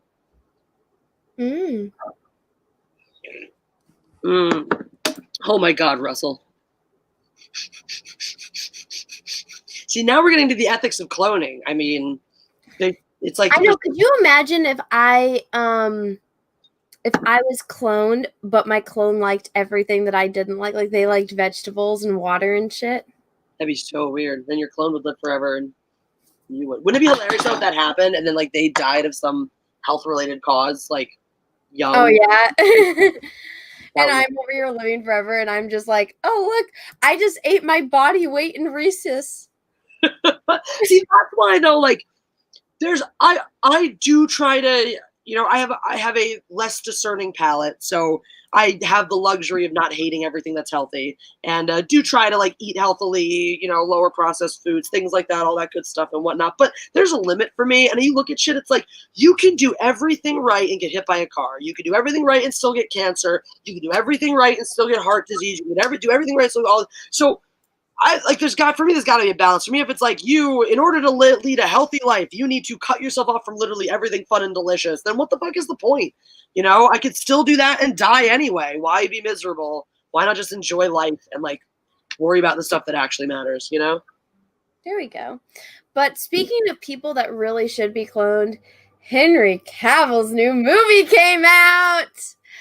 I am a little disappointed though, because I'm not gonna lie, I was trying not to learn about this show because I wanted to be surprised when I watched it. I thought it was a fucking TV show. I thought I was gonna get at least 10 hours of Henry Cavill content, and it's a fucking movie. Ah! I'm denied. I've been denied, Jesse. Means he's gonna have to share that screen time, which means you're looking at, if you're lucky, 90 minutes of Henry Cavill. I know. I'm fucking pissed. Really lucky. Yeah. Greg Kirby says, "Hey Anna, 2 clones, please." Guys, we're forgetting the ethical morality of clones, right? They're people too. They're gonna be human beings. Anna can't just sell them. We can't. No, that's why I would have my clone. Like, I would have my clone, and then I would try to make the best life for my clone based on all the things that I knew I wanted when I was little and growing up. See, I would help my clone out. You were so cute and wholesome. You're like, I'd take my clone. I'd go, what do you want to be with your life? And I'm going to help him do it. I'm like, I'm going to take my clone and make him do all the shit I don't want to do. No, I would take my clone and be like, yo, I know what I wanted when I was little, because obviously the clone would be little. I'm like, here's the shit that I had to deal with in my life. I don't want you to ever have to deal with that shit. Tell me what you want to do. Also, I'm going to save you a fuck ton of money. You don't have to go to college. I will teach you how to fucking paint and draw if that's what you want. I'll teach you how to do all the shit that took me years and hundreds of thousands of dollars later to learn. I'll teach you all the shit. You don't have to deal with any of it. There you go. It'll be like my little mini me until it gets to my size, and then we'll just be like, and then I'll be old and it'll be young. And then you'll both be mini humans. Yeah. And guys, if you're here, just make sure you're pressing the like button. We are getting close to that 100. We always like to see that 100 for our likes. We're 12 away now. I'm sure we can get there in minutes if we all work together. So I don't know. I only heard because Jeff told me this morning, but apparently Marvel pushes back Black Widow to 2021, delaying the MCU's future even further. They pull this up into this quick little Vox article. Yeah, I read it and I said, wow, so they figured out that releasing for $30 direct to Disney Plus is going to not only lose you millions and millions of dollars, but it's also going to get pirated. So clearly that, they figured that out via trial and error. Marvel pushes Black Widow to 2021, delays blah, blah, blah. Shang-Chi and Eternals, the beginnings of Marvel's Phase 4 set of movies, will be delayed as well. The Marvel Cinematic Universe has been stopped in its tracks until 2021. On Wednesday, Variety reported that Disney has again delayed the release of Black Widow, the next scheduled Marvel film, from November 6, 2020 to May 7th, 2021. That's the second delay for the film, which stars Scarlett Johansson as her Avengers character. It was originally scheduled for May 1st, 2020, release before the COVID-19 pandemic led Disney to bump it to the fall. Now the film will premiere more than a year after its original date. And with Black Widow's rescheduling comes the domino effect for the other Marvel films in the queue: Shang-Chi and the Legend of the Ten Rings and Eternals. Eternals have been moved from a November 6, 2020 release to February 12th. This person really needs to get their fucking commas together. Like, stop putting a comma after fucking everything. That's not where they go. This one in particular is driving me crazy right now. Now it is moved. That's like, if you don't know how to use commas, just don't use them. Just give me a run-on sentence. I'll figure out where to put them myself. Like, it's way more annoying when people are just like, comma fucking everywhere. I digress. It is again moved to November 5th, 2021. Shang-Chi was first scheduled for February 12th, moved to May 7th, now premieres on July 9th. The delay of these 3 movies is the latest in the series of postponements, blah, blah, blah. So yeah, I think you're absolutely right. Mulan was a great litmus test for Disney. And the other one, too, I think, is Tenet. Tenet. Did you watch it? I did not. Did you? No, but I was on a stream. Fuck, I don't remember which one it was.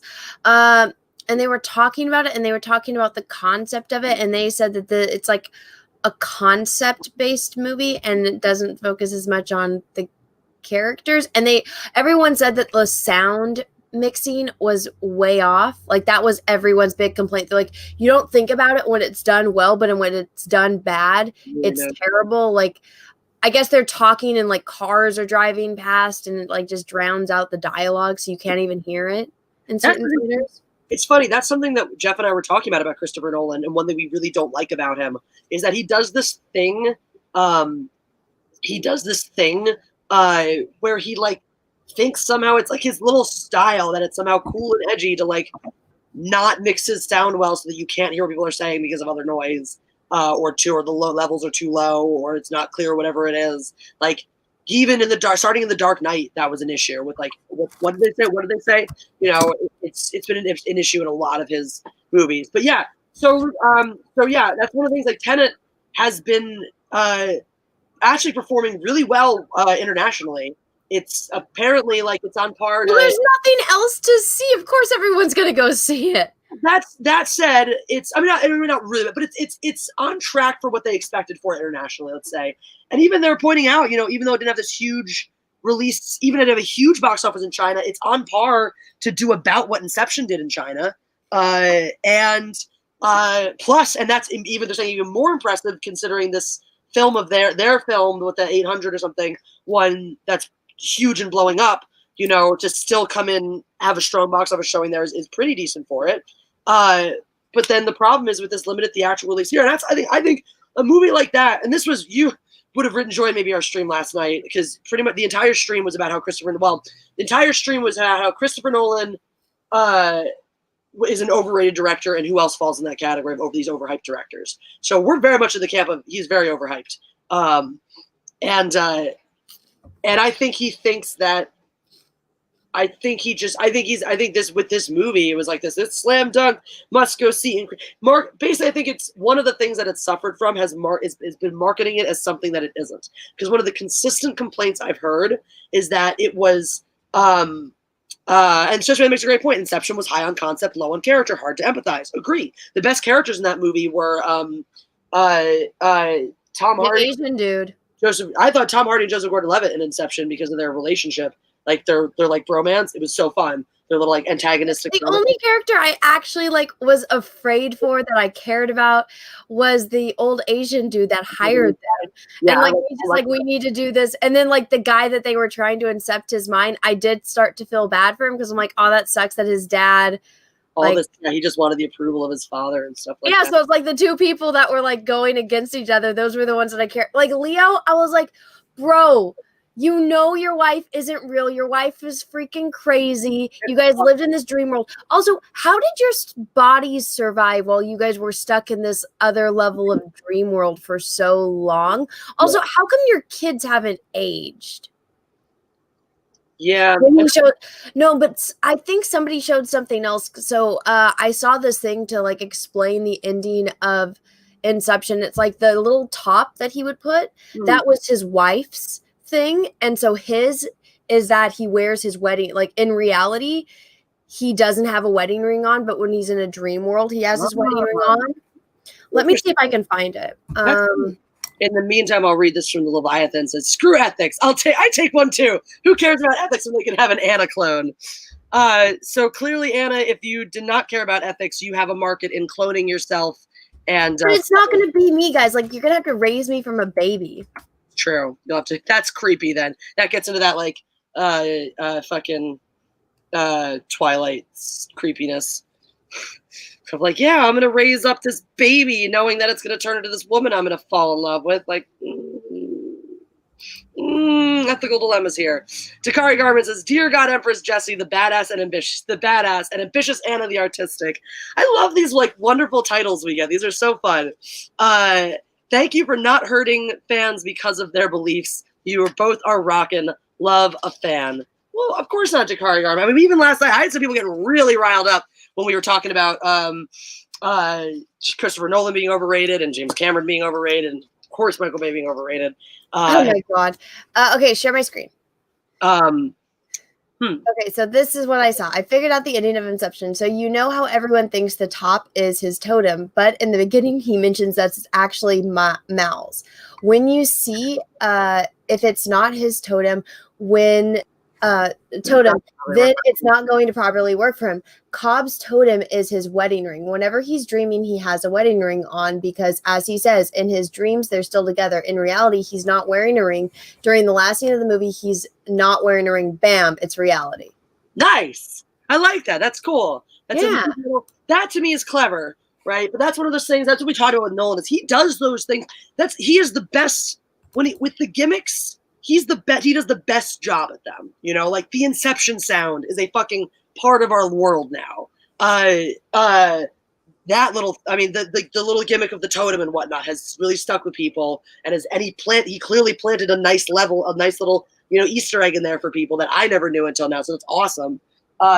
So that stuff, he's really good at that. But I agree with actually exactly what Sketch Therapy said, is that he does that. He leans into his concept or his gimmicks. His thing is, he doesn't use gimmicks instead of concept. He uses gimmicks to enhance his concept. Sometimes overuses those. But he never fully explains how anything works. Yeah. So it's like, even in Interstellar, I only watched that movie once. I cried my eyes out because I'm like, oh, I love my dad. I've never seen it, so don't tell me anything. Oh no, it's just like but so one of the things that like is the saving grace of the movie is that the power of love, and it's like, you gotta be fucking shitting me. That's a little hollow for a movie like that. That's yeah. If you watch it, you'll see how it makes sense in a way. But even the thing that happens in it, it's just No, movie metal Rock McDonald. Michael Bay is not overhated. Michael Bay deserves every fucking piece of hate he gets and then some. Why am I so enraged about Michael Bay? Because I fucking sat through all the parts I didn't fall asleep for, almost all of the fucking fourth Terminator movie, and I can never get that time back. I can never unhear some of those fucking lines. Lines like, look to the stars, think of one of them as my soul. That's the last thing Optimus Prime says in this movie, and it's not even the worst line in that movie. And I had to fucking sit through that. And so no, there is no amount of hate Michael Bay can receive that he is not Why did you sit through it? Worthy of. What? Why did you sit through it? It was a double feature at the drive-thru. So it was like when we went to drive-thrus, drive-ins. Or drive at the drive-in. Yeah, we went to drive-ins. It was like an experience. We had one about 10 minutes away from where I went to college, and it was only up in the summertime. So it was a whole experience. You get your friends together. We would go. I got to go with other people for my horse barn. We get a bunch of like horse blankets to just lay out in the grass and lie on it, because we'd park our cars. It was cool. They would have a little hill. So some of them have, like, I don't know how many drive-thrus people have been to these days. What some of them have is like the little mound of, like, a little hill on each row where you can put your car up so you're tilted up at the screen. But then we just park our car backwards on it, open the doors, play the sound, because it was like an AM radio station that you could tune into to get the audio, play it out of your speakers, picnic on the grass. They had, of course, their concession stand. We go get tons and tons of junk food, and just, it was $8 for 2 movies. And these were current theatrical releases and stuff. So this was like, I'll tell you, that double feature night was pretty much a bust. It was Battleship and that movie, the Transformers fourth one. It was so bad it made Battleship look like a good movie. That's how fucking bad that movie is. But it's the kind of thing too. It's like, I probably drove. No, I don't even think I drove that one to that one. I think that was the one where my friend had drove. It was me, her, my other friend. The two of them had actually gotten together. So they were a couple at that point, I think. So they were, canoodling and shit. So we're all lying in the bed of her truck. That was the other great way to do it too, is when she had the truck, we just lie in the bed of the truck and watch the movies.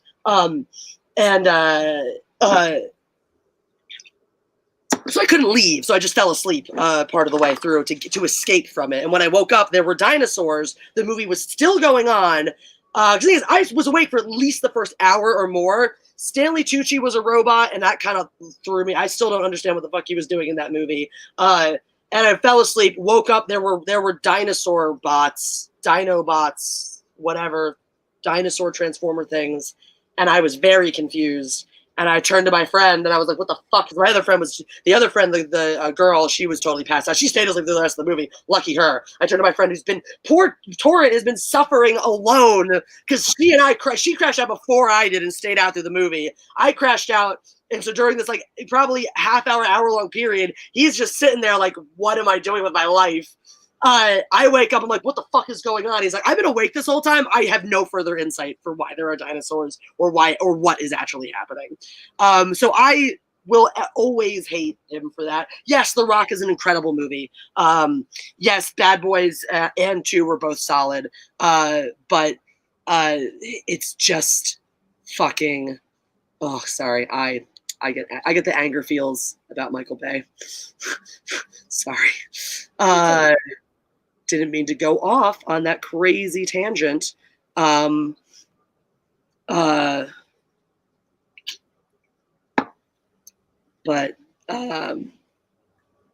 whatchamacallit, what was I going to say? Oh, where were we going? Oh, from Tenet. Obviously, I have no such rage towards Christopher Nolan. But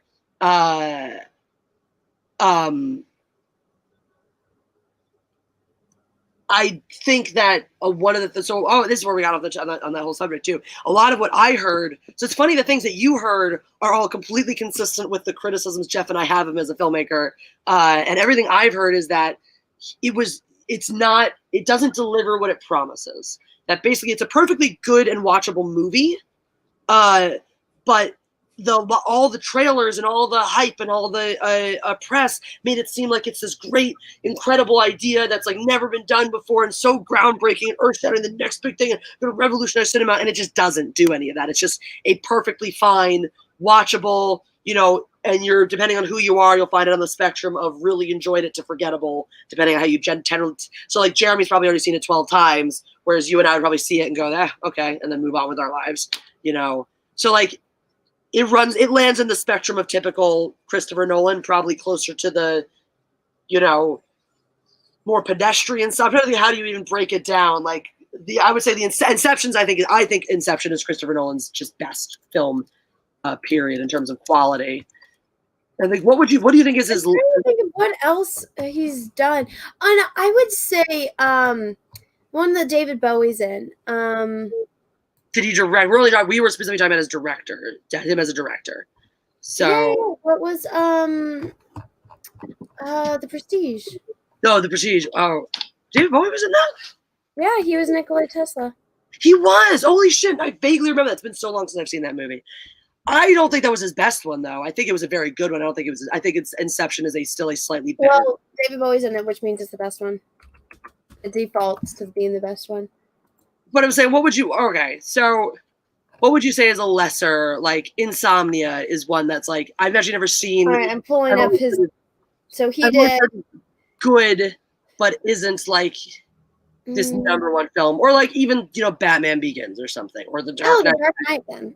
The Dark Knight Rises, I'll say, like, because that one was I think lesser. So like on your spectrum from The Dark Knight Rises to The Prestige or Inception, it sounds like Tenet is closer to The Dark Knight Rises than it is to I don't know. I haven't seen Tenet, but that said, I could watch. The thing about Nolan is I think The Dark Knight Rises is probably his worst movie. Where is Insomnia? The Insomnia is not even on this list. Really? I just went to his. It's Memento. I just went to his Wikipedia filmography, following Memento, Insomnia, Batman Begins. Memento, Tenet, Dunkirk, Interstellar, Man of Steel. He did Man of Steel. He produced. He didn't. Or did something. I made it produce something. Story. Well, stay away from that. Inception. Oh, hold on. Here we go. There we go. There's the full filmography. Batman Begins, Memento, Following. I was only on his highlights reel. That's why I on his full filmography now. Yeah. I found Insomnia. Let's go see. I don't know if I've seen it. I mean, I saw the cast. I know I've heard of this movie. It's a good movie, but I've never seen it. It does have a solid cast. I would definitely watch it. It's a remake of the 1997 Norwegian film of the same name. Interesting. Yeah. I don't know what this Quay. It's a short documentary, or whatever the hell that is. The Doll's Breath, an animated short. Yeah. So in terms of directing, though, like, I think Dark Knight Rises is probably his worst film. And that said, like, for that to be your worst film, that's pretty effing good. But that's something we talked about a lot last time. Both agree with Christopher Nolan. It's like he's very impressive because he doesn't make trash movies. He doesn't make these unwatchable steaming piles of garbage. Memento's one where it's like, I know some people who are their absolute favorite movie. I know some people who think that's the most overrated movie of all time. I hated that. I've never seen it, so no spoilers. I know it's all about the twist. I know that. No. So I knew immediately in like the first 5 minutes, and I'm just like, oh, it's this, and this. And I remember because my boyfriend at the time had hyped it so much for me. He's like, no, it's such a good movie, such a good movie. I watched 5 minutes. I'm like, this is what's gonna happen, huh? And I'm like, and it's really this, and this. And he was pissed. And he's like, no, you're wrong. And we watched it. I was like, I was fucking right. I called it in like the first 5 minutes. This movie was stupid. That's what I hear a lot about it too, and that's like a criticism I hear about the writing too. It's like the movie lives and dies by the twist. Like if you figure it out early, or if you don't buy into it, whatever it is. I don't have any sympathy for stupid characters, and there's one character in that movie that everyone that's seen it knows what I'm going to be talking about. You won't even understand it, so I won't spoil anything for you. But the person that we never get to... Obi-Wan. I wasn't talking about Dark Knight. I was talking about Dark Knight. I said Dark Knight Rises. I saw Dark Knight in an IMAX in a like science museum IMAX, one of these like gajillion story. Used to be the biggest one in the world. I saw there. So yeah, no, fuck. I love that movie. I do think we can get into that too. I do think there are elements about it where Dark Knight is put on a pedestal and treated preciously because of Heath Ledger. But I do think it's a very good movie. Anyway, sorry, I didn't mean to interrupt you. I don't even remember what I was talking about, but no, Maggie Gyllenhaal just kills that movie though. She fucking does. She's really awful in that movie. That's like it's a good movie, solid movie and whatnot, but she sucks. No, but I mean that would honestly would have been a great lead-in if they changed the back story of Poison Ivy and would have made what Rachel's character Poison Ivy, because when Harvey Dent is introduced to, because Harvey Dent and Bruce Wayne are supposed to be, really good friends, and then the shit happens to him because Poison Ivy gets a hold of him and kisses him, and then he goes into the hospital. Shit happens, but that would have been great if it would have been like, yo, hey, what's up, Bruce? And it's like, oh shit, like you were gone. I didn't know that this was your chick, kind of thing. Yeah. And then, oh yeah, I'm totally in love with her. And that would have made it so much more like, Bruce, he's got this emotional dilemma because it's like that's his best friend, but that's the woman he loves. And then the Joker gets to her, and that's what I totally thought they were going with that, even though like they made Harvey and him hate each other. But when all of a sudden the Joker has her, and I'm like, what if she goes fucking crazy and becomes Poison Ivy? And that would have been a great lead into the next fucking movie. But no. Greg Kirby, you can blame Tom Cruise for that too. Things we can blame Tom Cruise for. Dougray Scott not playing James Bond, and not playing Wolverine, and for Rachel getting recast because that was that whole Scientology bullshit. He wouldn't let Katie Holmes do it, and stuff. Movie McDonald, I'm glad you enjoyed my outburst about Michael Bay. No, you were saying something about how there's a really stupid character in Memento and that you just couldn't feel for them at all. Oh, okay. Well, so basically the whole plot of Memento takes place because something happened. And you're made apparent in like the first fucking 5 minutes of the movie what happened and why this character is on their mission and who these other characters are that the main character is interacting with. But there's one character that you find out at the end that is the reason why everything is happening. And I have no sympathy for that character or what happened to that character because they did it to themselves. I hate that in movies when they ask you to like feel for someone when you're like, you literally created all this bullshit. That's the one I always go to. The most hated assigned school book of all time. Chinua Achebe's Things Fall Apart. Did you ever have to read that in school? What is it called? Things Fall Apart. No. One in the chat if you had to read Things Fall Apart in school and also hated it. It's a book. And not knocking Chinua Achebe, who I think is, a great body of work and a fascinating dude. He I wonder if he's still, no, I hate to say it, but I can't imagine he's still alive. He'd be very old now. He died in 2013. So Chinua Achebe, he is from Nigeria, and Apparently, I didn't realize that. The Things Fall Apart, often considered as a masterpiece, is the most widely read book in modern African literature. That makes sense. And this fucking book, it's terrible. I mean, I get it, and it has a lot of benefit to it in terms of what it's telling you about, because it follows Okonkwo, who's the chieftain of a Nigerian village, who's trying to navigate the waters of the white man coming and bringing their missionaries and bringing their guns and all this stuff to them and changing their way of life, and it's tragic, with the things that happen and the way these things happen, but this guy Okonkwo himself is fucking retarded. Is such an idiot. Hold on, let me just respond to the chat. It's to somebody who's having some issue. I noticed I think if you are watching on Twitter, if you can hear at all, I think that there's some issue. 5382 with the playback on Twitter. Try YouTube. So if anyone happens to be trying to watch it on Twitter and hears me or sees me or whatnot, I think Twitter's having some issues. So just pop over to YouTube. Anyway, I digress. So yeah, so you're following this guy Okonkwo, and he's a piece of shit. Like, he's an asshole. He has multiple wives, which is like fine, it's cultural and whatnot, but he treats none of them well. And then there's some fucking thing where it's like, I'm trying to remember this one plot point that's really messed up where he has to like kill a kid because it's terrible. But anyway, basically things fall the fuck apart. And in the end he kills himself.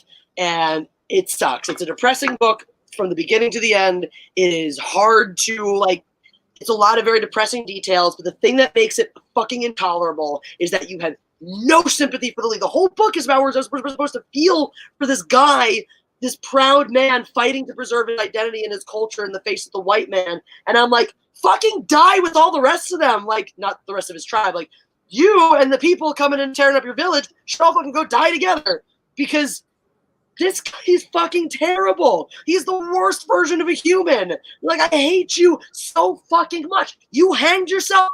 Good. Couldn't have happened soon enough. Why didn't you do this at the beginning of the fucking story and save me a couple hours of my life? So anyway, despise this book with a burning fiery passion. This is actually the reason when I was applying to colleges, one of the ones I was looking at is called Bard College in New York, upstate New York, and it's one of these, like, it's clearly my preference. It was one of these hippy-dippy type of schools where it's like, you get to choose your own education, and like, you self-direct a lot of this. I went to a school that was like the progenitor of that concept and did it to the nth degree. I love that school. I love that type of education because I've always been very self-directed in my learning. But this one Bard, I was like really sweet on this college when I had visited it. And like started learning about it, reading some things about it, and then I did a tour there, and I'm like, this place is beautiful, it's incredible, it's so fun, it's so cool, it's so this. And like even little things like you could have pets in your dorm room with you. I'm like, oh my god, this will be great, and all that stuff. But and then I fucking find out that there are these required freshman seminars that they do.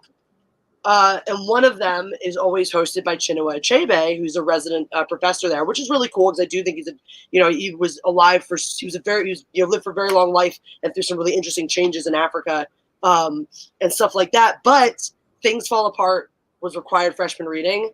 That was a deal breaker for me. That is how much I hated Okonkwo, how much I did not feel for him, how little sympathy I had for him. I crossed a college off my list because of that fucking book. Oh my goodness. Yep.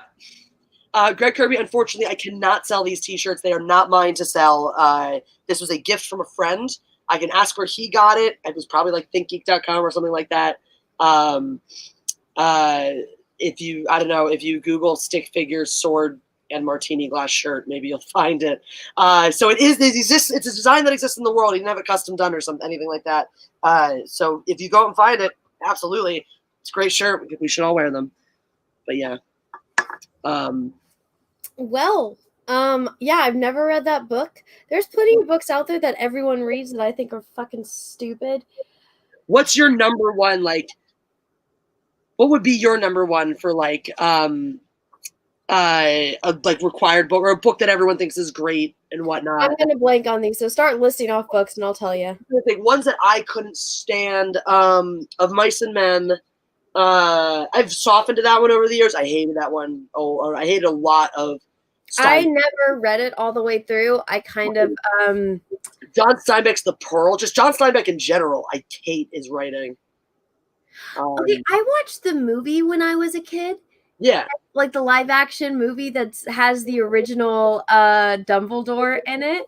And I didn't mind it. And then we had to read the book, and because I had seen the movie and I was like, oh, I've seen this movie. I know what's gonna happen. Maybe it made it stop. I mean, I haven't read it since I was like, I don't know, 10. This is one, the third tier, The Scarlet Letter. Did you ever read that? I have to read that one, Anna? I was magical at getting out of reading and doing homework and stuff that I didn't want to do. So no, I made sure I found out like what classes were going to have to read stuff, and so I wouldn't take those classes. So I did not read that. I had to read that one in high school. Yeah, that's why I took like a AP English instead of CP. Oh shit. Well, that's you lucky. We didn't really have those kinds of choices. It was just like you're smart enough to take AP. It was like even with that and shit like that, it was like, oh, you're in honors, you should probably do AP next year. Like you didn't. Well, no, it's like different classes read different books, so I would look at the book list for which class and I would take that class. We didn't have those options at all. It was just you did what you did, you read what you read. Mm. It was fucking you're lucky. Funny thing is though, Scarlet Letter is the one where I'm on the opposite side of everyone else. Everyone in my class, everyone I know was like, fuck that book. I hated that book. Even my brother was like, this book is the worst thing ever. We had it as summer reading, and I really enjoyed it. And I think there's two reasons for that. One, anti-transcendentalism is very much my speed in terms of like literate. If you want to talk about like what you're going to nerd out literarily about, that's my speed. I could read things like, honestly, that whole thing, like the anti-transcendentalism and the dark romanticism. So like your the poetry side, that was your Ralph Waldo Emerson, Henry David Thoreau stuff. I enjoyed reading that. I enjoyed reading the Scarlet Letter. I still have to go back and get through it, but I've been enjoying Moby Dick. I really enjoyed reading The Crucible. It's funny because that's very in a similar. Because everyone hated it, and I was like, I like this. I still haven't read it, but I've heard it's very good. It's in a similar vein of some of that stuff. But the thing is, like anti-transcendentalism or dark romanticism is very like it's very description heavy. It's very word rich. It's very into the story and like the deep psyche of the characters, and I really enjoyed that. So that the Scarlet Letter I enjoyed. The other reason I enjoyed the Scarlet Letter is it had this like 50-page thing, preface called The Custom House. Just literally about a fucking custom house that had nothing to do with the story. I don't know why it was even there. It was just the most droll description I have ever read. And I read through it and I was like, God, this is painful. And in comparison, the rest of the book was a breeze. Then I go back and look at, the stuff about the summer reading and whatnot, and discover that I didn't have to read The Custom House. I know what book I fucking hated that everybody loved. The Great Fucking Gatsby. Fuck Daisy, that fucking bitch. I wanted to punch her in the face the whole fucking book. Fuck that book. Fuck all of those movies except the one with Robert Redford because he's beautiful. But fuck that stupid book. Everyone's like, oh, Daisy, oh, this. No, fuck that gold-digging, ungrateful cunt. He did everything for her. He did not deserve to die. That shit, and it's her fucking fault that he gets shot because dumbass doesn't know how to fucking drive. Fuck Daisy. Fuck The Great Gatsby. Thank you. I'll be here till Thursday. Dude, funny thing is, I agree with you 100% on that. I like the book for different reasons. I hated it the first time I read it. I really liked it the second time. But when I read it the second time, I think knowing what was going to happen, knowing how I felt about these characters, it was easy to get into the prose. I'm someone I really I like words a lot and stuff. So that's Fitzgerald's prose are fun. I'm also one of the rare breed that I like Fitzgerald and Hemingway, whose writing styles were polar opposites. But I like Hemingway a little better, but I do like Fitzgerald. So Yeah. But I agree with you. Daisy's fucking terrible, and like a lot of the things that people like about it, like oh, they're tragic romance. No, Daisy's just a fucking cunt. I like the Joe or the Nick. What's his name? The Nick's the narrator. The Nick and Gatsby dynamic. I like theirs. The narrator character and the and Gatsby. I think that's fascinating. And seeing Gatsby through his eyes, seeing the story unfold, this tragic character through his eyes, I enjoy. Did you like Animal Farm? I still have to read that one. I've heard that one's really, really good. You haven't read Animal Farm? I know what it's about. I know that's the allegory for types of government and stuff like that. It's just about communism and the Soviet Union taking over. Yeah. But with animals on a farm. Yeah, it's an allegory for the Bolshevik Revolution and all that. Yeah. Did you like Lord of the Flies? I really did, actually. I fucking love that book. I loved it. Everyone in my class hated it, and I was like, this is so fucking good. And that was one, too. It's like, in lit class, you're sitting there, and the teacher's like, find this imagery, and the metaphors, and the symbolism, and the this. And usually you're like, fuck this is ruining it for me. That was one where you're like, no, it is all here. Like, it's so rich in its social commentary. It's so, like, poignant and sucks to your ass, Mar. So, there you go. No, I loved that one, too. What other ones did I really enjoy? I liked Gatsby. Did you like The Catcher in the Rye? Not the first time I read it, but the second time. So that was one, the same thing with Gatsby. That was one actually my brother hated it when he read it. A teacher recommended it to me when I was in middle school. And I was frustrated with it because the whole thing, Holden starts with this crazy thing happened to me this one time. This fucking crazy thing. Oh my God, it's so crazy. And nothing really that crazy happens in the book. Like a bunch of like odd stuff with like nothing. It's like one of my favorite books. I love it so much. And the thing is, the first time I was reading it, I was expecting something different, and I was disappointed because it wasn't that. But then when we had to read it for school a couple years later, I went back and reread it. And now that I knew what to expect, I actually really enjoyed it. So that was another one that was like not the first time, but the second time through, it did. It's not like my favorite. I'm definitely not one of those people who are like, this is my favorite book of all time. And like, it's definitely one of my favorite books of all time. But I think a lot of people, because I didn't know this until I started talking about it, because people were like, oh, I hate that book. And I'm like, because they're like, oh, this, and this happens. I'm like, that's not what the book is about. Not at all. It's I hate, that's what I really can't stand about it. I really like the book a lot, but I hate that weird, like cultic Holden worship that some people have for it, There's like those fans of the book, they're all like, Holden Caulfield is everything. I aspire to be Holden Caulfield. And everyone's like, people that do that, usually they don't even know why Holden is doing the stuff that he does. Yeah, and it's such like a tragic thing, because it's just a kid that's trying to find his way in life and has no guidance, and is just trying to make the world a better place in like the worst way possible, because he doesn't know, because he's a fucking kid. But it's such a good book. Okay, what about, because I pulled up a fucking list. 1984. I fucking hated that book. I understand the message. It wasn't hard to read, but it was just like grueling to read. Yeah, that one, I don't know if I ever read it for school or if I just read it for fun. That might be what I legit just read for fun and I really like that book. Jeff has never read it actually, and he just got we have a copy. He just got it in the mail because he's like, I gotta read this book finally. But copy, because I use that stuff. I say double plus on good all the time. Okay, did you like Fahrenheit 451? Haven't read it. Still haven't read it. You haven't read it. Okay, I loved it until the ending. Okay, don't give it away. There's a bit of trivia in it. So the girl in it is named Clarice, and she talks about how her uncle once got arrested for being a pedestrian. And so the author that wrote this, he did a short story called The Pedestrian, and just how this guy just liked to go and walk at night. And then he gets stopped by police at the end of because it's like only like 2 pages, like at the short story. And you find out at the end of the short story that because the cop is like, well, why are you walking? He's like, I just felt like walking. And the cop just doesn't understand. And you figure out it's because the cop is a robot, so it doesn't understand human emotion or drive. So it doesn't make logical sense why a human is just randomly walking around in the night. So they arrest him. And so that I guess like that was his first like little short story on it, and then he elaborates more into the bigger world, which is Fahrenheit 451. And I loved the book until the ending. I didn't like the ending. Yeah, I will read it one time. This made me chuckle from Shadzar. I thought that's what I remember too. Like there were those were like, that's why that book spoke to me. There were some of the Holden moments like that. I related to that,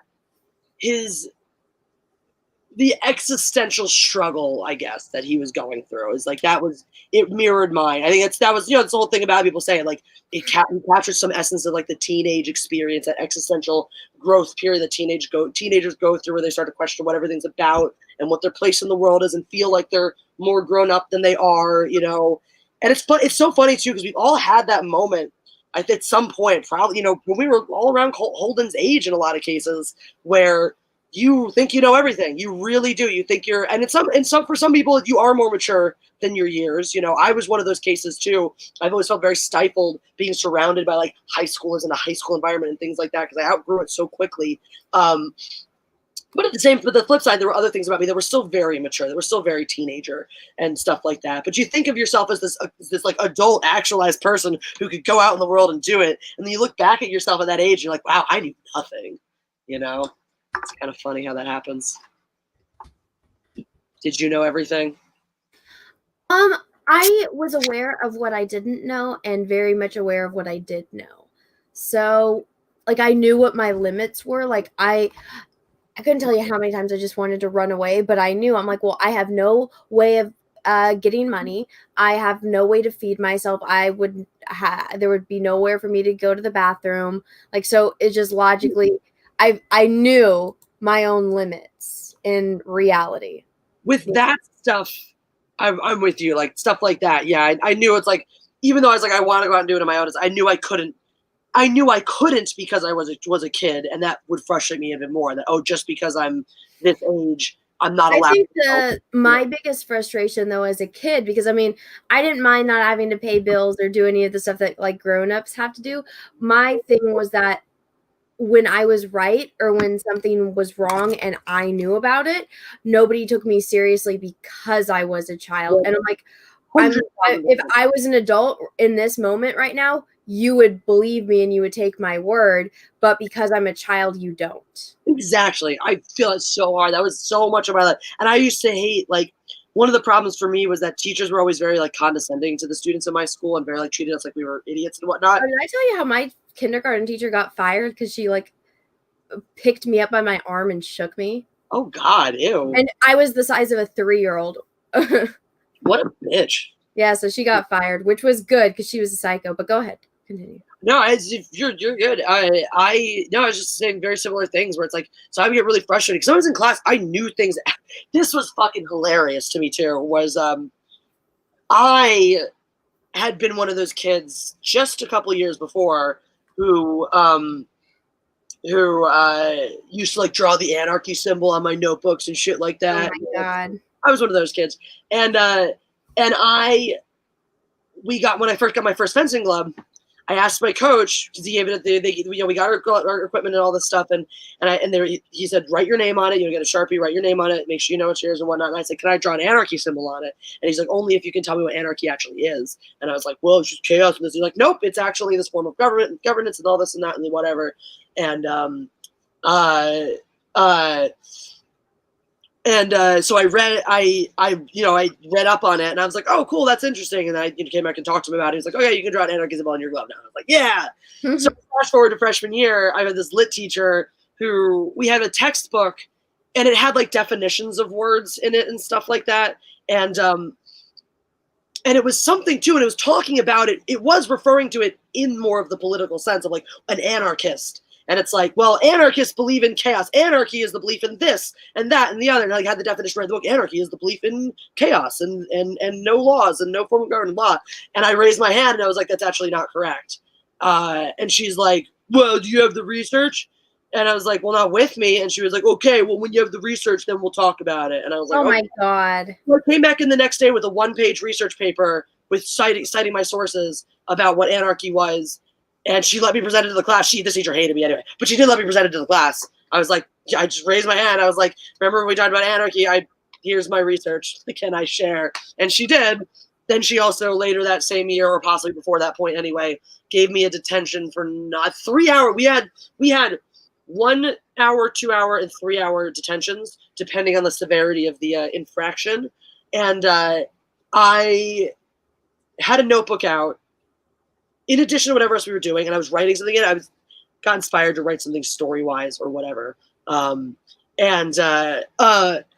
So I'm sitting there, I have it out and whatnot, and she tells me to take my notebook away. I think I just said, why? That was my response, probably a little sassily. She said, why? I said, why? And she was like, you need to see me after class. And I was like, okay. And then she gives a group project and hammered my group too when we were presenting it. Like we were doing like a group, like do this and present on this by the end of the class. And so we did. And she was like, well, why? So why does this character do this thing? And we're like, well, because blah, blah, blah, blah, blah. And she's like, well, why that? And I'm like, what do you mean, why that? We said, why she did. Yeah, but why is the why? And I was like, respectfully, that's not the question you asked us to answer. And she was like, no, I definitely need to see you after class. And I'm like, all right, whatever. So that's the shit I went through of like, how old were you? Like, what grade was that? I was 9th grade. I was 15. So I would have this stuff in high school too, like where I had a teacher. Oh my God, my math teacher hated me too that year.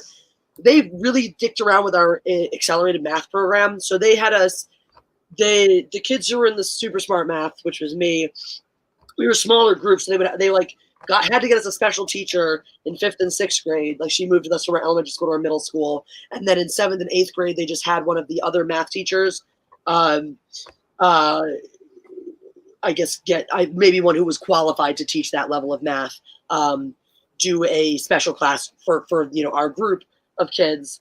And then we got to high school and they were like, okay, so you guys are at this level in math, or it was in 8th grade when they made the decision. They were like, okay, so there's nothing set up in the high school for your level of math.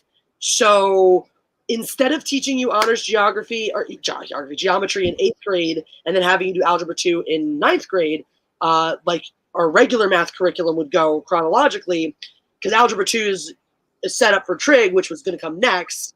They were like, we'll just teach you algebra 2 in 8th grade, so that by the time you take trig in 10th grade, or for some of us in 11th, because we had the IB program as a whole other thing, you will have forgotten everything you know from algebra 2, which was great. And then when you go to high school, you'll just go into a regular 9th grade honors class, math class, which will totally be fine, even though you are used to being in this small, like, super high level math class for the past 4 years. You'll just go back with the regular kids and it'll be fine. It was boring. So I didn't pay attention. I would read or fall asleep or doodle or do whatever else I wanted to. And my teacher hated me because I could be napping on my desk. She would call on me on purpose to try to catch me out. I'd wake up, stare at the board for a second and get the answer right. So she hated that because she was always trying to catch me out and shame me. I was about to say, what happens, because I'm sure that happened to both of us, but when you're not paying attention, the teacher calls on you and you know the answer. I love that because every fucking time, whenever they tried to do that to me, because I tuned out. I tuned out because I already knew, because I already knew I wasn't gaining anything. So if I was tapped out, if you wanted to bring back into the discussion, I got this. This is fucking child's play here. No, because that would happen to me. Because if it might seem like I'm not paying attention because I'm drawing, but I'm that helps me focus because I'm an audio learner. So if I'm drawing and you're talking to me, I absorb that information better. And so I would always be drawing. The teacher would be like, Anna, stop drawing. I'm like, but it's helping me. They're like, no, you're not paying attention. And I'm like, you just said, and I would recite to them what they had just said, and they'd just be like, stop drawing. And I'm like, well, now I'm just gonna fall asleep. Why exactly? That's I would doodle this. I would actually tell my teachers too sometimes. I would let them know. I'd be like, doodling helps me stay awake. It helps me stay focused for opposite reasons though, because I don't draw the way you draw. I think it's kind of funny because it's the same thing for the opposite. I'm less of an auditory learner. I'm much more of a visual learner. So having an anchor, so all you needed was the audio. For me, having the visual anchor of doodling just mindless things allowed me to stay focused enough to listen. Whereas if I just tried to learn by listening, I would daydream. I'd be out the window, in a minute, just floating off into the sky. So,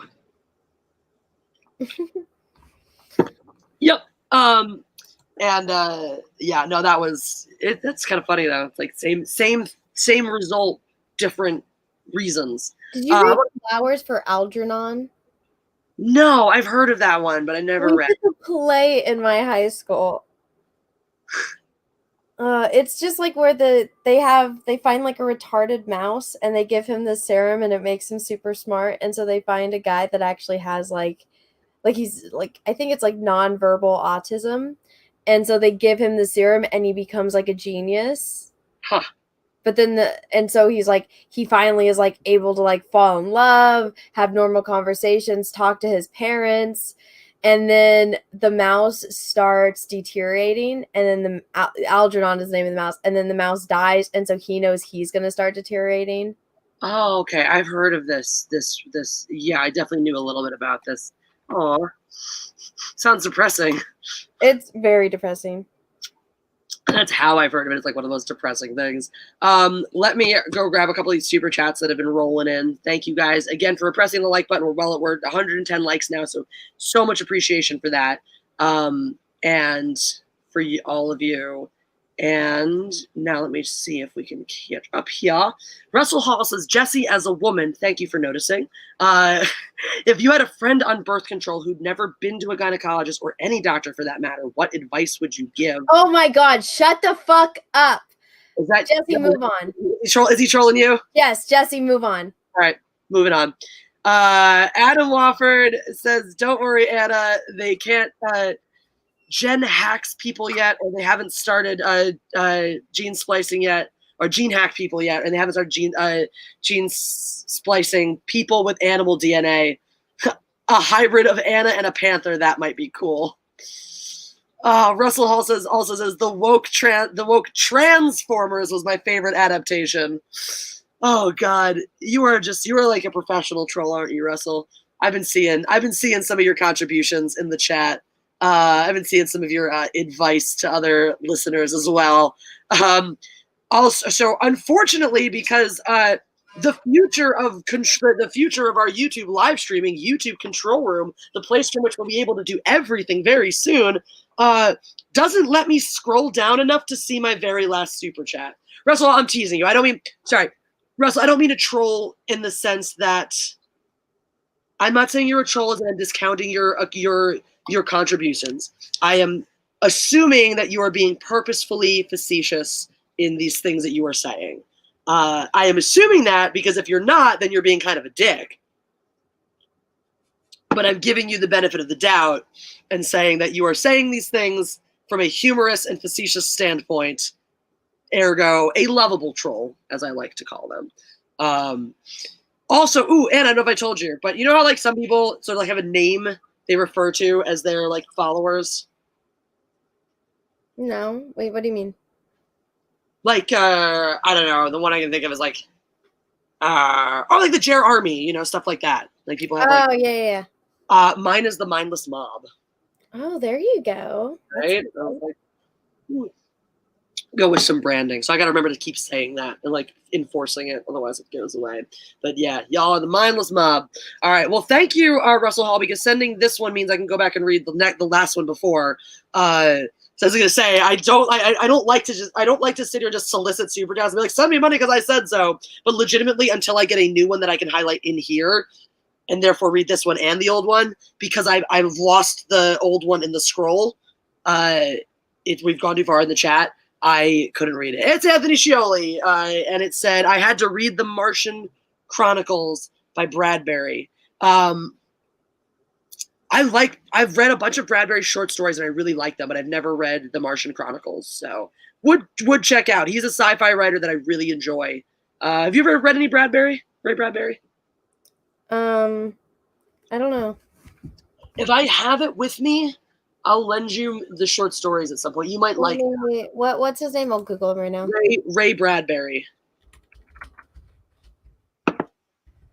Did you read Tuesdays with Morrie? No. Okay, so he wrote. Oh yeah, that is Fahrenheit. Ray Bradbury wrote Fahrenheit. Oh, Fahrenheit. Duh. Yeah, of course. The Martian Chronicles. So clearly you have read some of it, but you would like his short stories a lot. So especially if you like Fahrenheit. Oh, yeah, The Pedestrian is good. Yeah. So I would look into. I have a collection of short stories. Like I said, if I find it, I'll lend it to you because I think you'll like them. They're very much. He does those kinds of like limited set piece, just cuts to the heart of it. That I think that's stuff that's like a lot of the elements that you've expressed that you really like and other things you've read and watched. He has in a lot of his short stories. Russell Hall, I have never seen Transformers. If that's real, I don't know. I don't know how I feel about this. I feel like there is some kind of porn out there that exists that's called that. I'm sure there is. But if you have never, whatchamacallit? Oh, yeah, you've never seen my video of, Russell Hall says, yes, it's real. Is it porn, Russell? He says, it's real and it's hilarious. Where do we find this? Because now I'm still concerned, but I am also curious. Yes. So anyway, yes. My brain just quit. My brain's like, you have been talking. I watched it happen. You were trying to talk, and then it stopped. My brain was like, we're shutting down. Jesse. Well, we've been doing this for 20 weeks now, Jesse. I know, and it's a joy every time. Do you ever have do you ever drag your feet about when you have to do a stream and stuff, and you're like, I don't want to have to work or do anything or this and that, but then you do it, and you're like, I'm so glad I did because it was so great. Mm-hmm. Any of the times I've been tired or oh my God, I gotta do, because I have a quick turnover on Wednesdays where I get back from work around 1-ish, and then we do this around 2-ish. Any of the times it feels like, oh God, it's so much or this or that, and at the second that we even in the green room before we got in there, the second it's just you and me together, it's like, all right, this is great. I'm just hanging out with Anna now, and I'm hanging out with my best friend. What could be bad?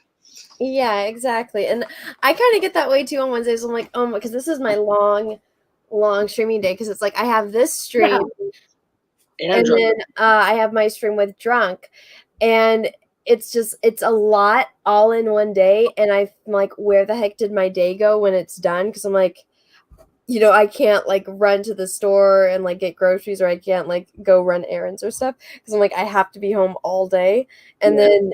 But it's always so much fun. It's I have fun with you, and then I have fun with Drunk. Even when we watch terrible episodes like last week, I swear, Jesse, he watched one of the best episodes of the original series, and then he watched the worst in all of Summer.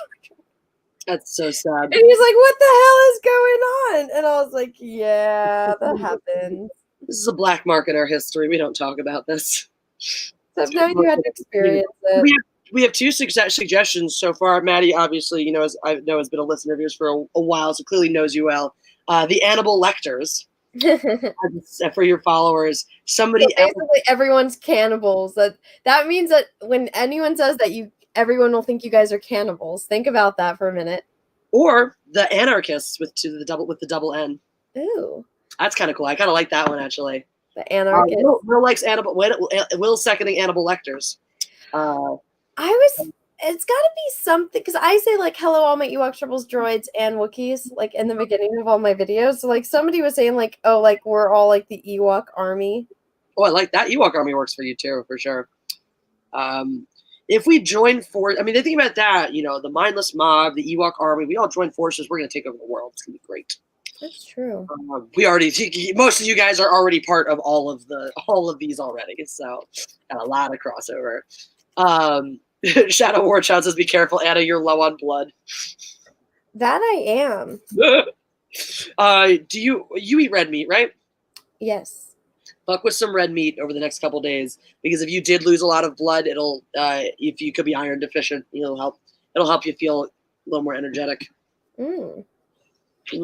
No, I think the thing I'm just dragging about is that I have to finish this R2-D2 painting, and then once I always get to the point where I'm like, when I start, I'm super pumped. I can't wait to paint. And I get about halfway through and I know I'm getting closer and closer to the end. And I just drag it because I'm like, I don't like it when things end. Yeah. Because it's like, it's the end of an era, even though the era is like 1 month. That's sometimes why I don't finish books. Like sometimes when I start reading a book I really, really like, I get like halfway to 3/4 of the way through really quickly. And they go, oh shit, this book's about to be over. And then I put it down for a little bit and then I never pick it up again. I'm maybe like 4/5 of the way through Good Omens and I still haven't finished it. I was doing that so I could watch the miniseries, which I still haven't watched because I still haven't finished the book. Say I love you. Oh my God, let me vent to you about something for a minute because we were talking about like Dune the other day because remember how I hadn't seen the trailer and then I saw the trailer and I was like, it was meh. But so, okay, I've noticed that this will happen on videos and it'll be all people that I'm commenting that I've never seen before and they all see somebody's comment so they all decide to start talking about that comment and then they all base their comments about it. So I said specifically how one of the designs looks a lot like the you actually were the first one that noticed it when we were talking about it after and how it's like one of the ships looks exactly like the Jawa sands like this Jawa sand cruiser and then everyone that's commenting like well you obviously haven't read the book and I'm like I say in the first like minute of this video that I've read the book multiple times but then, I have read the book, not multiple times, but I have read the book, and there's nothing in that, to my recollection, that was vividly and graphically specifically described just like a sandcrawler. So, well, no, and I mean, I started rereading it again because the movie's coming out, so I want to brush up my knowledge on it, and I'm getting closer and closer to the part where he dies, and I'm just like, no, I loved Duke Leto. He was such a good Duke, or excuse me, I know when you read it. You know, you pronounce it, but then once you hear it in movies, it's pronounced differently. So in my mind, when I was reading it, it was always Leto, but I know that they pronounce it different. Leto or something, or Leto, Duke Leto. Okay, I always read it as Leto. It's so I know. I've never seen the '84, so yeah. Oh, you never watched the David Lynch movie? Nope. Jeff hates The Burning Fiery Passion. Oh, really? See, that's my parents are watching it, and that's what introduced me to it. But then I read the books because I thought the world was cool, and I was like, oh, look, there's Sting.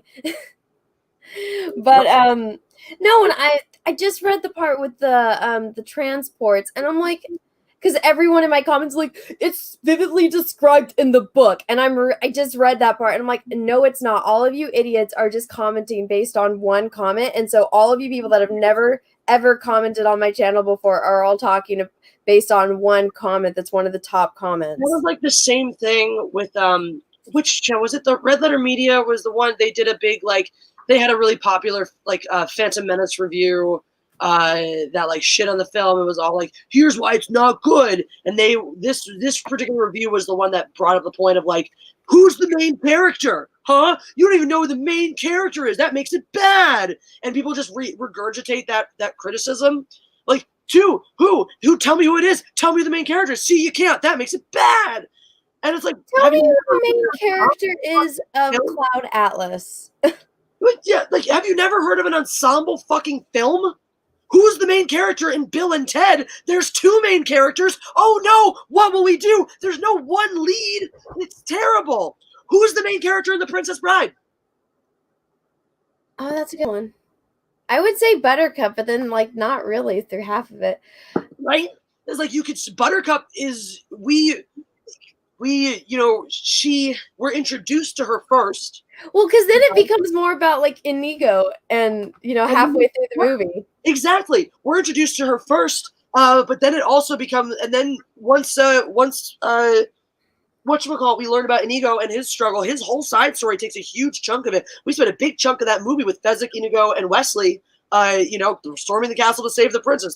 There's a period in the beginning, a few 10-minute span where we don't see Carrie Ellis. So that's what I'm saying. Yeah, you can say the Carrie Ellis character. Great. But there's a whole chunk at the beginning. He goes off and gets murdered by pirates in the first couple of minutes, and then we don't see him. And the thing is, even though we see him and we know it's him, in some of the scenes, he doesn't actually do anything until he catches up to Inigo.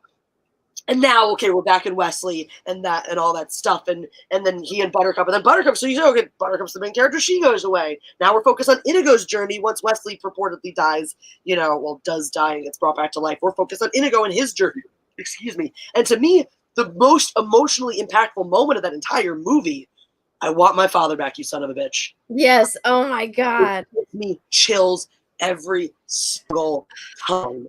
That scene is like, ugh!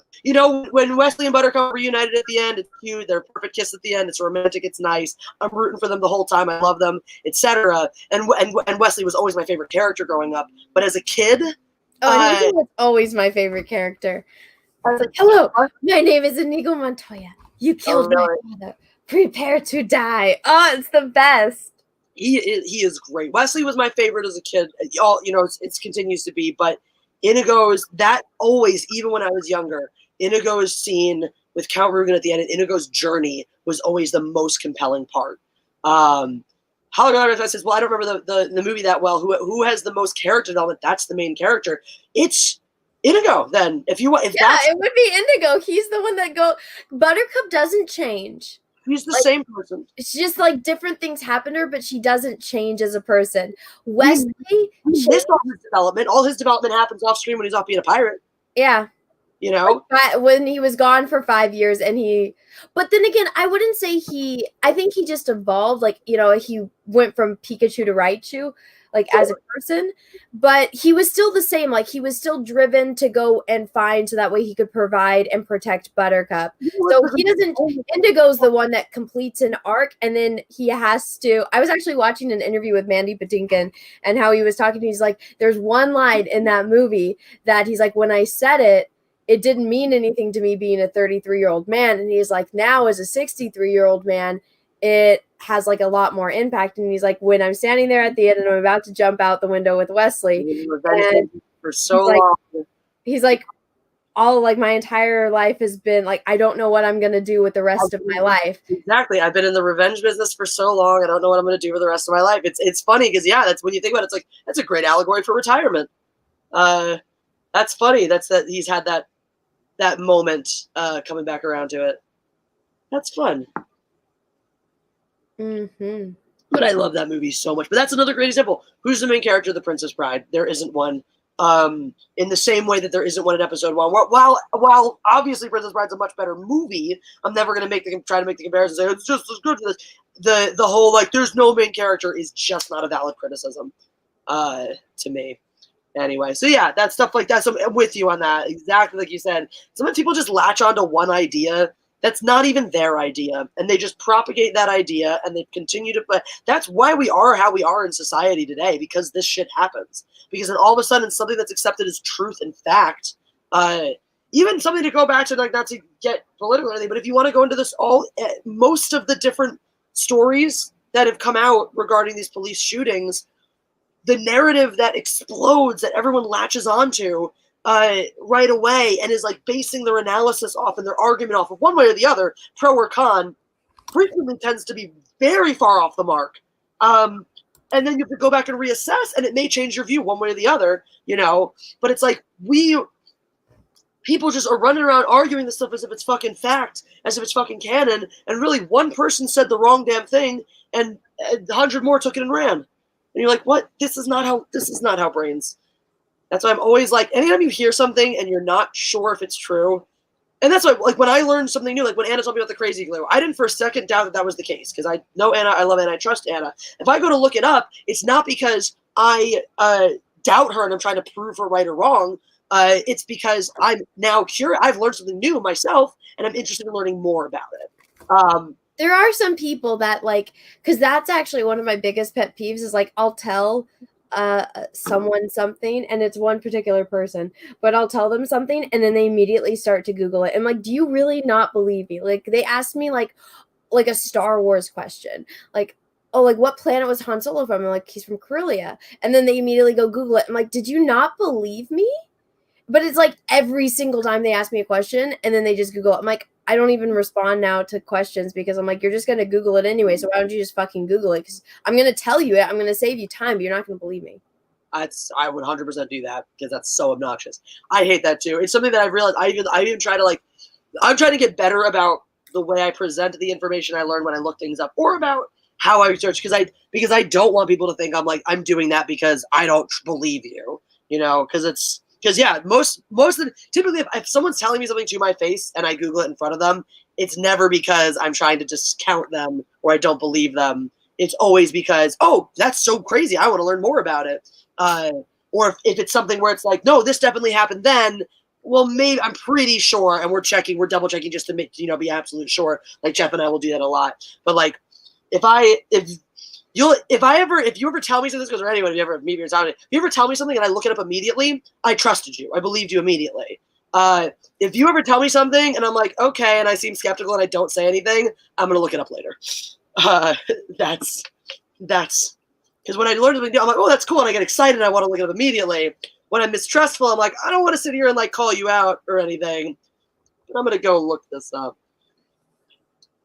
The only time I'll do that, the only time I'll do it immediately, is if I'm pretty sure they're wrong and spreading misinformation that I think that has a negative impact. Like if someone I was on a stream with or talking to in a group or something were to just say like, did you know that flowers make you happy when you touch them? It's science. That's bullshit, but I'm not going to sit here and fight with you on it because no one's going to, you know what? A bunch of people might go fucking touch a flower and feel happy because you're connecting to nature. That's great. What have yous? Why can't I freaking words? I keep getting losing my train. I think it's just I'm tired. I have no ability to like multitask. It's okay. Information and completely lose my train. No, but yeah, that's stuff like when you're with people and like if you had said, did you know swallowing crazy glue heals your wounds? I'd be like, well, let's talk about this. Let's talk about this for a second. We're like, crazy. By the way, if you swallow crazy glue, it cures cancer and any other disease you might possibly get in the future. Then I'm going to stop you and I'm going to be like, well, we need to talk before you go encouraging people to swallow glue. Dirt is one thing, Anna. Glue is way too fucking far. Would you stop me if I was telling it to Kathleen Kennedy and she believed me? Oh, no, I wouldn't stop you then. I'd be like, yeah, go for it. I would sit there and go 100%. This is this great new research coming out of Norway. Our Norwegian friend Andre told us all about it, and it's fantastic. It's just not happening in the U.S. because reason, because there's a corporate conspiracy, and this is the shit that she totally believed in. Oh, there's a corporate conspiracy in the U.S. to keep this research out of here because they want to be the ones to discover the cure and this, that, and the other, and it's a too cost effective of a solution. So yeah, no, go. It's great. Go do it. Drink some glue, bitch. I'd fucking do that to her. Drink the crazy glue. Drink the crazy glue. Drink the crazy glue. That should be our euphemism for like when we want someone to die. Or when we really don't like. Well, I could just start. I mean, maybe if we did that on tour, because if you say hang all the pedos, get the rope. Well, I don't mean like telling them go drink glue. I mean saying like sounds like you've been drinking, like saying like that. Like if we say to someone like sounds like you've been drinking crazy glue, what we're actually saying is I hope you fucking die. Ah. Like that. Let's do that. Would you die if you drank crazy glue? What's that? Would you die if you drank crazy glue? Probably. I feel like, well, I don't know how toxic it is to your digestive tract, but I do think that it would probably cause a lot of complications that you would need immediate emergency surgery for. I would think. Just the process of trying to drink it would probably fuse your esophagus. Like, I would assume that would be ugh.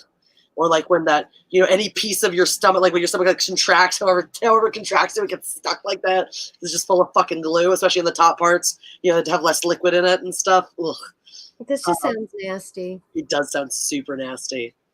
But yeah. Yeah, go, I would just say, go like do the Tide Pod challenge. Didn't you say that to Brie Larson? Like, I dare you to do the Tide Pod challenge? In her first video, she said, I'm open. Her pinned comment was like suggestions for my next video, and I put Tide Pod challenge. I have no regrets. None whatsoever. If she did it? Huh? Could you imagine if she did it? God, that'd be so fucking funny. I'm not responsible. She's a grown-ass adult. She can read warning labels. How many kids died from that? It's a good question. How many kids died from the Tide Pod? Apparently, the first people look is from COVID. Relevant? No, I don't care. From the Tide Pod challenge. I hope every kid that died of COVID was one of those toilet lickers. You remember that shit? That was like the new Tide Pod challenge. Yep.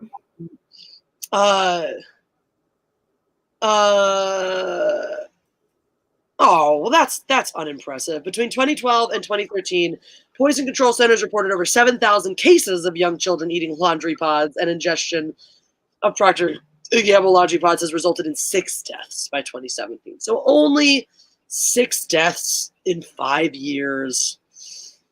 That's not that bad. That was 5 years ago when that happened. It started 5 years ago. Really? Ish, I guess. Well, 2012 and 2013 is when poison control centers had the biggest influx of them. So that's consumption of Tide Pod. This looks like when kids were eating them by accident. I want to know more about the Tide. Tragic side of Tide Pods. 10 deaths and 37 poison. There's an interest. I don't know how legit this website is or anything. It's a weird website. It's one of these independent news sites, blog kind of sites. But according to it, 10 deaths and 37 poison cases reported after children take the Tide detergent pod challenge. My son is now a grown man, and during his teen years, we had the usual silly antics of a teenager, water balloon fights with the neighborhood kids, getting into trouble for his blah, blah, blah. Okay. Showing kids biting into brightly colored liquid laundry detergent pods. They're also cooking them up in frying pans and chewing them up as the detergent spews into their mouth. Seriously? That's so disgusting. Henry Cavill is so handsome. I thought kids were just like swallowing them on purpose or something. I didn't realize they were like biting and fucking chewing on them. Ew! That's nasty. Fucking, you do the Tide Pod challenge, then you get what's coming to you. George Turner, you make me giggle. Schadenfreude. But we have been rocking it out here for 2.5 hours, which is, over 2.5 hours. Another great show. Another, excellent stream. I had a blast. I hope you had a blast. Heck yeah. I hope the audience had a blast. It's just been fun.